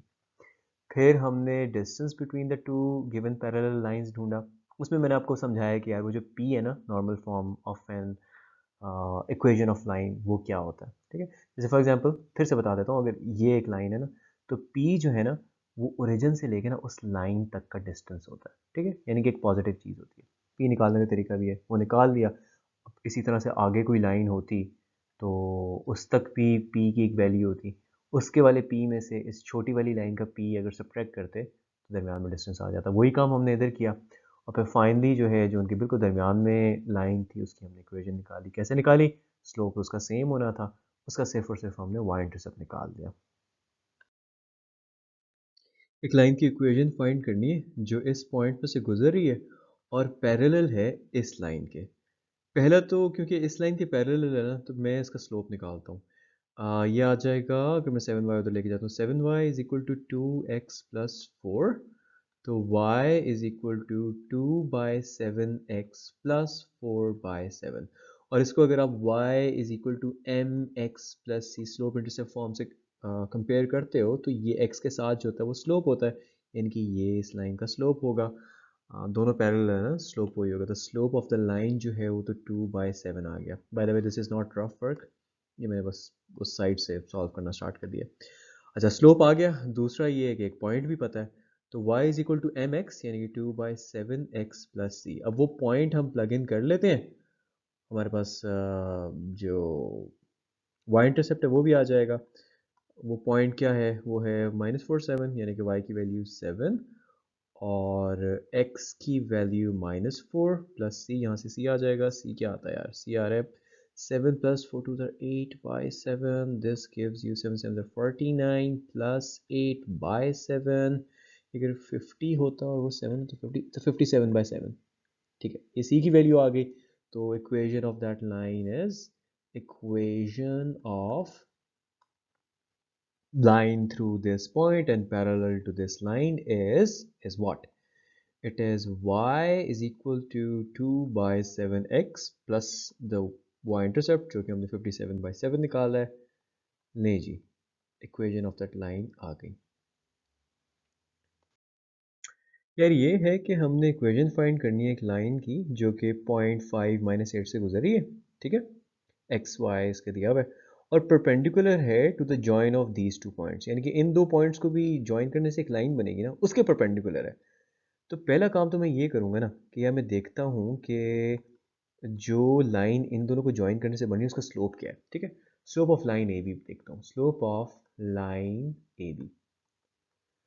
उसका राइज 7 -8 है, डिवाइडेड बाय रन जो है वो 10 -15 है।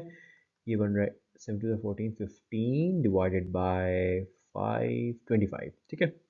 और 5 3 टाइम्स 15, 5 5 25, लॉन्ग स्टोरी शॉर्ट 3/5 इसका स्लोप बन रहा है। अब वो जिस लाइन की इक्वेशन हमने फाइंड करनी है ना, वो इस लाइन के परपेंडिकुलर है, ठीक है।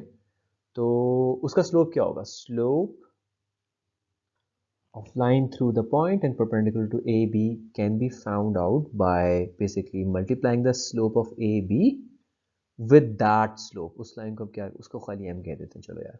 और जब दो लाइंस परपेंडिकुलर होती हैं तो उनके स्लोप्स का प्रोडक्ट -1 होता है। अब स्लोप ऑफ ए बी हमने निकाल दिया, 3/5 है, तो उस लाइन का स्लोप क्या आ जाएगा जी, -5/3। लो जी, उस लाइन का स्लोप भी आ गया, एक पॉइंट भी दिया हुआ है, तो अब हम उसकी इक्वेशन भी निकाल सकते हैं। So equation of that line जो कि 5 -8 से गुजर रही है और परपेंडिकुलर है ए बी से, would be y equal to mx plus C. m उसका है -5/3 जैसे हमने कैलकुलेट किया, प्लस सी। अच्छा जी, हमने अब c निकालना है, उसके लिए हमें एक पॉइंट पता है ऑलरेडी, उसको सेटिस्फाई करेगा, तो वो प्लग इन कर लेते हैं। सो प्लगिंग 5 -8, यानी कि -8 is equal to -5/3 into 5 plus c. उसको जब आप कैलकुलेट करोगे तो c जो है वो फाइनली 1/3 आ रहा है। सो जो इक्वेशन है उस लाइन की वो क्या हो गई, वो होगी y is equal to -5/3x plus 1/3। That's your answer. अच्छा, नोटिस करो कि मैं जो आंसर्स निकाल रहा हूँ ना, उसमें लाइंस की इक्वेशंस जो हैं वो मैं पॉइंट इंटरसेप्ट फॉर्म में, स्लोप इंटरसेप्ट फॉर्म में लिख रहा हूँ, ठीक है। आपकी बुक के अंदर एक नॉर्मल फॉलो हुआ हुआ है, वो ये है कि यार ये जैसे 3 नीचे आ रहा है ना, इसको मल्टीप्लाई करके ना something y plus something x plus a constant equal to 0 लिख रहे हैं। आप यूं लिखो, वैसे लिखो, both are correct and we are done with the question. अच्छा, ये क्वेश्चन कह रहा है कि इक्वेशंस निकालो दो पैरेलल लाइंस की जो कि परपेंडिकुलर है इस लाइन के। तो पहली बात तो ये कि अगर वो इस लाइन के परपेंडिकुलर है तो उनका स्लोप जो होगा वो इस लाइन का नेगेटिव रेसिप्रोकल होगा, या इन अदर वर्ड्स इस लाइन के स्लोप को उनके स्लोप से मल्टीप्लाई किया तो -1 आएगा। Long story short is you can find the slope right away. आगे कहें कि such that the product of the x and y intercept of each is 3। The first time I was solving this question was कि यार ये दो lines कैसे निकाली जाए। आई इवेंचुअली डिस्कवर्ड कि सिचुएशन ऐसी बनती है जिससे आपको स्क्वायर रूट लेना पड़ता है, उससे प्लस माइनस आता है, और बाय डिफ़ॉल्ट ही दो लाइंस आपको मिल जाती हैं। Let's not get carried away, let's not get confuse, let's just start with calculating the slope. तो ये लाइन जो है 2x minus y plus three is equal to 0 है, यानी कि मैं इसको लिख सकता हूँ कि y is equal to 2x plus 3 है। And if you compare it to the slope intercept form, तो x के साथ जो है वो स्लोप होता है, यानी कि इस लाइन का स्लोप जो है वो 2 है। अब जो लाइंस इसके परपेंडिकुलर हैं उनका स्लोप, आई मीन वो इसके परपेंडिकुलर है तो आपस में पैरेलल होंगी ना, तो उनका जो स्लोप होगा उसको मल्टीप्लाई करें इसके स्लोप से तो आपके पास आना चाहिए -1, राइट, बिकॉज दो परपेंडिकुलर लाइंस के स्लोप से वापस में मल्टीप्लाई होते हैं, the result is -1। So this gives you उनका स्लोप विच इज -1/2। अच्छा, सो उन पैरेलल लाइंस जो कि परपेंडिकुलर है इस लाइन के, उसके लिए इक्वेशन, एक स्टार्टर इक्वेशन हम लिख सकते हैं, वो लिख सकते हैं y is equal to m x plus c a k a y is equal to -1/2 x plus c. The thing is हमें c का नहीं पता जो कि y इंटरसेप्ट होता है, तो उसको निकालने के लिए लेट्स रीड कि उन्होंने आगे क्या कहा हुआ था। उन्होंने कहा हुआ था कि सच दैट जो प्रोडक्ट है y और x इंटरसेप्ट का वो 3 हो। अब यार y इंटरसेप्ट तो ये लिखा हुआ है c, तो y इंटरसेप्ट जो है वो c है। x इंटरसेप्ट क्या होगा, x इंटरसेप्ट अगेन जहाँ पे वो लाइन x एक्सिस को इंटरसेप्ट कर रही होगी, क्रॉस कर रही होगी, यानी कि y वहाँ पे 0 होगा। तो इसमें y x इंटरसेप्ट के लिए जो है ना, हम क्या करेंगे, we will plug plug y is equal to 0, and when we plug y is equal to 0 आपके पास आ जाता है 0 is equal to, इस वाली इक्वेशन की बात कर रहा हूँ, -1/2 x प्लस c, यानी कि यहाँ पे अगर आप x की वैल्यू निकालते हो तो वो आपके पास 2c आ जाएगी। अब हुआ क्या है कि y इंटरसेप्ट भी आ गया और x इंटरसेप्ट भी आ गया और कंडीशन लिखी हुई है कि यार इन दोनों का प्रोडक्ट जो है वो 3 होना चाहिए। तो according to the condition you can write that line कि according to the condition c into 2c has to give you 3, and that gives you c square is equal to 3/2, दोनों साइड पे अगर आप स्क्वायर रूट लेते हो तो वहाँ पे प्लस माइनस स्क्वायर रूट 3/2 आएगा। ये मैं यार वो सिचुएशन बता रहा था। नेचुरली सिचुएशन ही ऐसी बनती है कि वो प्लस माइनस आता है, तो एक दफ़ा प्लस से एक दफ़ा माइनस से आपके पास दो लाइंस आ जाती हैं। So the parallel lines perpendicular, basically यार यही बात लिखनी है, perpendicular to this with the product of x and y intercept is equal to 3 would be y is equal to m उनका था -1/2 x प्लस c, वो आ रहा है प्लस माइनस स्क्वायर रूट 3/2। तो यानी कि उन दो लाइंस के इक्वेशंस जो हैं वो बन जाएंगे, first y is equal to -1/2 x plus square root 3 by square root 2, या you can simply just write it square root 3/2 यार। एंड दूसरी line would be y is equal to -1/2x minus square root of 3/2। अब book के अंदर जो है वो efficiency ये मारी हुई है इन लोगों ने कि इसको फर्दर सॉल्व किया हुआ है।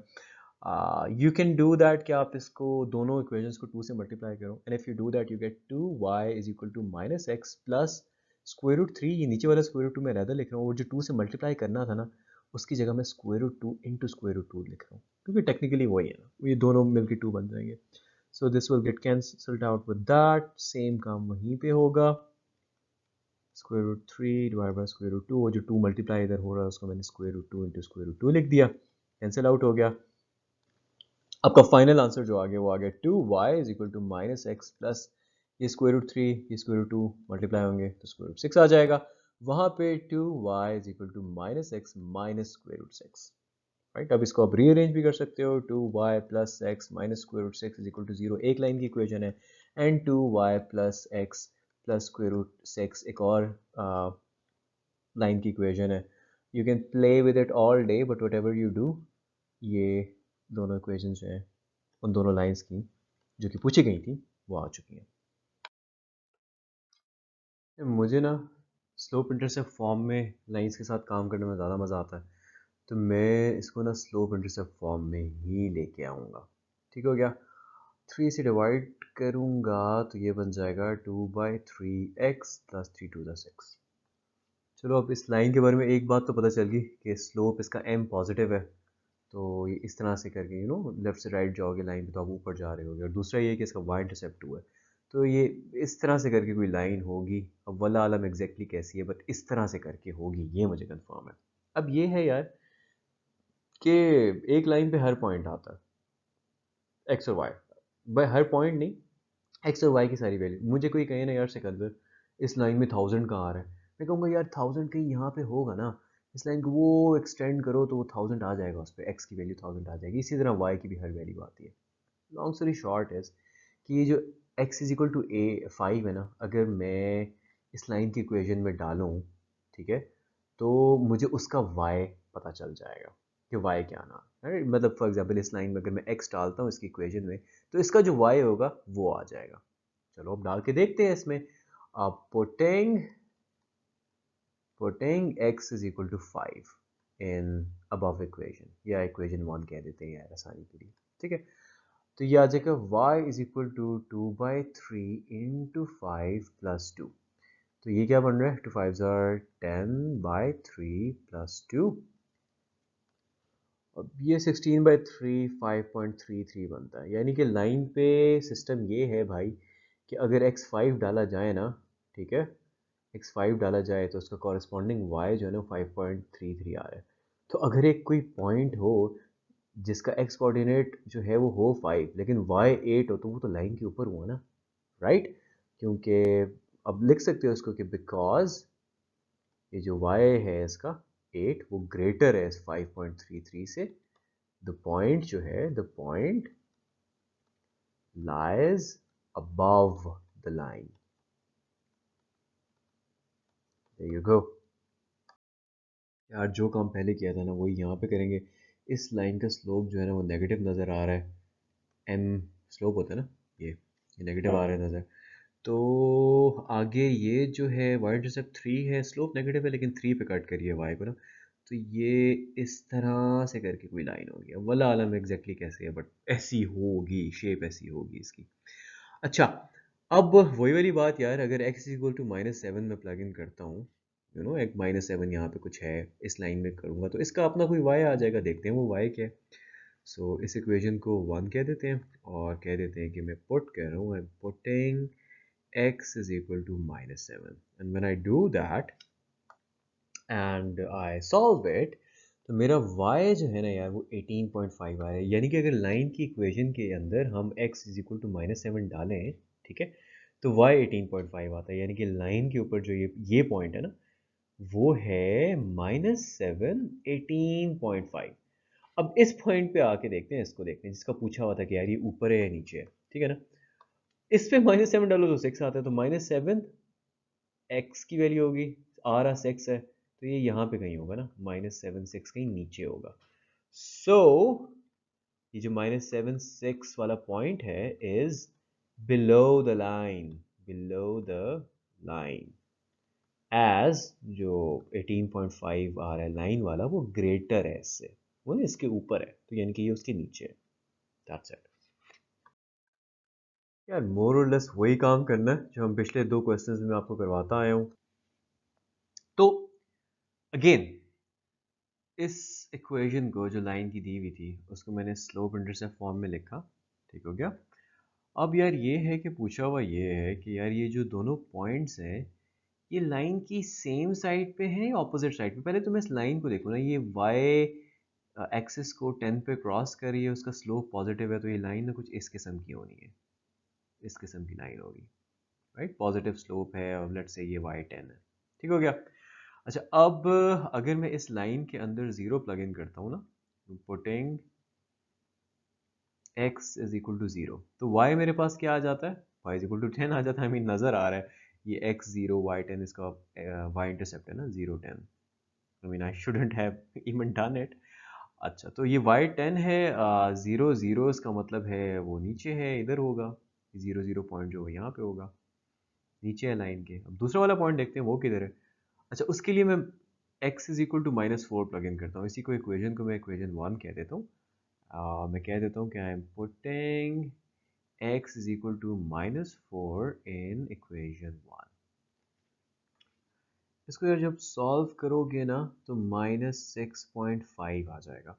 यानी कि जब इक्वेशन लाइन के ऊपर -4 आता है ना, तो एक उसका y जो है ना वो -6.5 आता है। यानी कि ये -4 -6.5, नहीं सॉरी, ये पॉजिटिव 6.5 आ रहा है। Yes yes yes, I just noticed. अच्छा, ये पॉजिटिव 6.5 आ रहा है, ठीक है, 6.5 आ रहा है पॉजिटिव। तो यार ये जो पॉइंट है -4 7, -4 यहाँ पे है और 7 ऊपर है, तो ये यहाँ पे कहीं होगा ना यार, -4 7। तो as you can visually see the two points जो है वो लाइन के ऑपोजिट साइड पे, 0 0 इस साइड पे और उसके पार जो है ना -4 7 है। So the two points are on the opposite sides of the line। अब वो जो आपको, मुझे पता है आप लोग कह रहे हो कि यार ये किस नई तरीके से हमें करवा रहा है। यार ये तरीका बहुत आसान है। इसको बैठ के अगर सिंपली स्लोप इंटरसेप्ट फॉर्म में करके स्लोप पता चल रहा है कि अगर पॉजिटिव है तो लाइन ऐसे उठ रही होगी, ठीक है। 10 से क्रॉस कर रही थी, वाई उसका इंटरसेप्ट 10 था, तो 10 वाई वाला पॉजिटिव मैंने यहाँ पे लेबल कर लिया, ठीक है। बाकी इसको विजुअली करना जो है is the easiest way to do it, and I would strongly recommend कि बजाय वो जो मेथड आपको स्कूल कॉलेजेस में, एकेडमीज़ में या गाइड्स में बताया जाएगा, जो कि आपने 100% रट्टा मारना है। अगर मैं आपको बैठा के पूछूं कि इसका मतलब क्या है, ये क्यों है, तो you would never be able to tell me. तो उससे बेहतर है कि आप इस इंट्यूटिव मेथड को फॉलो करो कि अगर कहीं फंस भी जाओ ना तो आराम से निकल आओगे बहुत, ठीक है। और दूसरी बात यह है कि this will still get you full marks. First thing that I will do is, मैं इसको वापस जो है वही स्लोप इंटरसेप्ट फॉर्म में लिखता हूँ, 3/5x प्लस 8/5। अच्छा, ये तो नज़र आ रहा है कि स्लोप इसका पॉजिटिव है और 8/5 1 से कुछ ग्रेटर होगा तो इस तरह की कोई ये लाइन होगी, राइट। इस पॉइंट को हम कह देते हैं कि ये 0 8/5 है। एक्स कोऑर्डिनेट इसका 0 है और वाई को जहाँ पे इंटरसेप्ट कर रहा है वो इसका 8.5 है। अच्छा, अगर आगे आप जाते हो तो आपने देखना कि यार ये सेम साइड पे हैं या ऑपोजिट साइड पे हैं। तो मैं इसका x प्लग इन करके देखता हूँ, ये जो पहला वाला पॉइंट 2 3 है। So putting x is equal to 2 in 1 and when I do that तो ये y इज इक्वल टू 14/5 आ जाता है। यानी कि अगर मैं 2 प्लग इन करूँ तो इस लाइन के ऊपर जो पॉइंट बनता है ना वो बनता है 2 14/5। अब 5 3 ज़र 15 होता है तो डेफिनेटली ये 14/5 जो है ये 3 से कम होगा। तो I mean if this is less than 3 तो जो पॉइंट 2 3 है वो ऊपर कहीं होगा, right. The point 2 3 will be somewhere ऊपर अबव दिस, वाई इसका कोऑर्डिनेट 3 जो है वो ज़्यादा है ना। सिमिलरली अब इस पॉइंट को चेक करते हैं। अब इस पॉइंट के अंदर हम we will be putting x is equal to -2 in 1। अब जब -2 प्लग इन करते हैं तो y हमारे पास क्या आ जाएगा, y हमारे पास आ जाएगा -6/5 प्लस 8/5 6 7 8 यानी कि 2/5 आ जाएगा हमारे पास y। अब 2/5 is also definitely less than 3 यानी कि जब x इज इक्वल टू -2 होता है, ठीक है, तो जो लाइन पे y की वैल्यू आ रही है वो आ रही है 2/5 और ये क्या है, ये 3 है, उससे ऊंचा है। तो -2 3 ये बराबर में इस वाले पॉइंट के बराबर में आ जाएगा ना, -2 3। नज़र आ रहा है कि ये दोनों पॉइंट्स जो हैं वो लाइन के सेम साइड पे ही हैं। सो सो 2 3 and -2 3 are on the same side of the given line। ये मैंने आपको टॉपिक में पढ़ाया था कि एक पॉइंट है ना अगर, तो उसका किसी भी लाइन से डिस्टेंस जो है ना वो इस फार्मूला से दिया जाता है। ठीक है, अब ये ए बी और सी क्या है और x1 y1 क्या है। सबसे पहली बात तो ये कि जो पॉइंट है ना, पॉइंट 6 - 1 सॉरी, ये कॉरेस्पॉन्ड करेगा x1 y1 से, यानी कि x1 जो है वो 6 होगा और y1 जो है वो -1 होगा।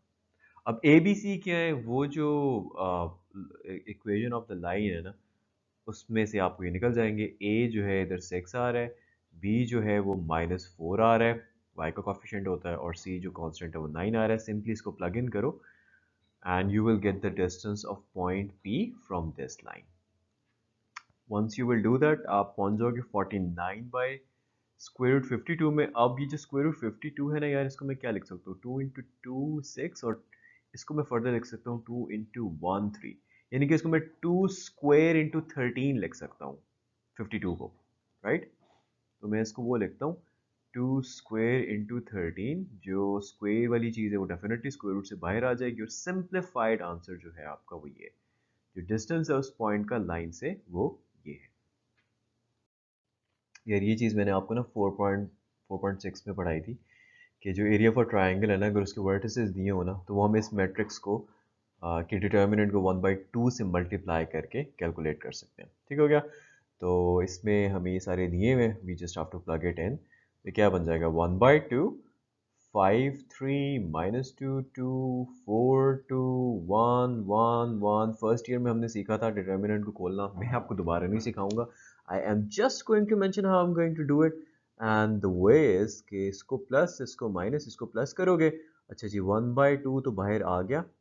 सबसे पहले ये +5 और जिस रो और कॉलम में ये है उसको हम निकाल देंगे। ठीक है, तो ये +5 आ गया। पीछे क्या बच गया, जो मैट्रिक्स बच गया ना, 2 × 1 2 2 × 1 2, तो ये तो भाई 2 - 2 बन गया। ओके, नेक्स्ट क्या है, नेक्स्ट ये जो -3 है, जिस रो और जिस कॉलम में उसको हम निकाल देते हैं। पीछे क्या बच गया, -2 × 1, पहले तो मैं -3 लिखता हूँ ना, -2 × 1 आ गया, -2 4 × 1 आ गया, इसमें से सब्ट्रैक्ट कर देंगे 4 × 1 जो कि 4 है। फिर फर्दर क्या है, फिर फर्दर ये है कि हम +1 वाला रो और कॉलम निकाल देते हैं। +1 वाला निकाल दिया, -2 इंटू टू आपको -4 देता है, 4 इंटू टू 8 देता है, वो आप इसमें से सब्ट्रैक्ट कर देना है एंड देयर यू गो, आपने डिटर्मिनेंट को सॉल्व कर लिया। इसको आप फर्दर सिंप्लीफाई कर सकते हो, 8 7 6, अच्छा 2 3 ज़ा 6 लें जी। फाइनल आंसर जो है एरिया ऑफ द ट्राइंगल जो है वो 3 आ रहा है, what ever the unit is, that is your answer. In fact बेहतर होगा अगर आप इसको 3 यूनिट्स स्क्वायर लिखो कि भाई जो भी यूनिट था यूनिट स्क्वायर में एरिया आ जाएगा।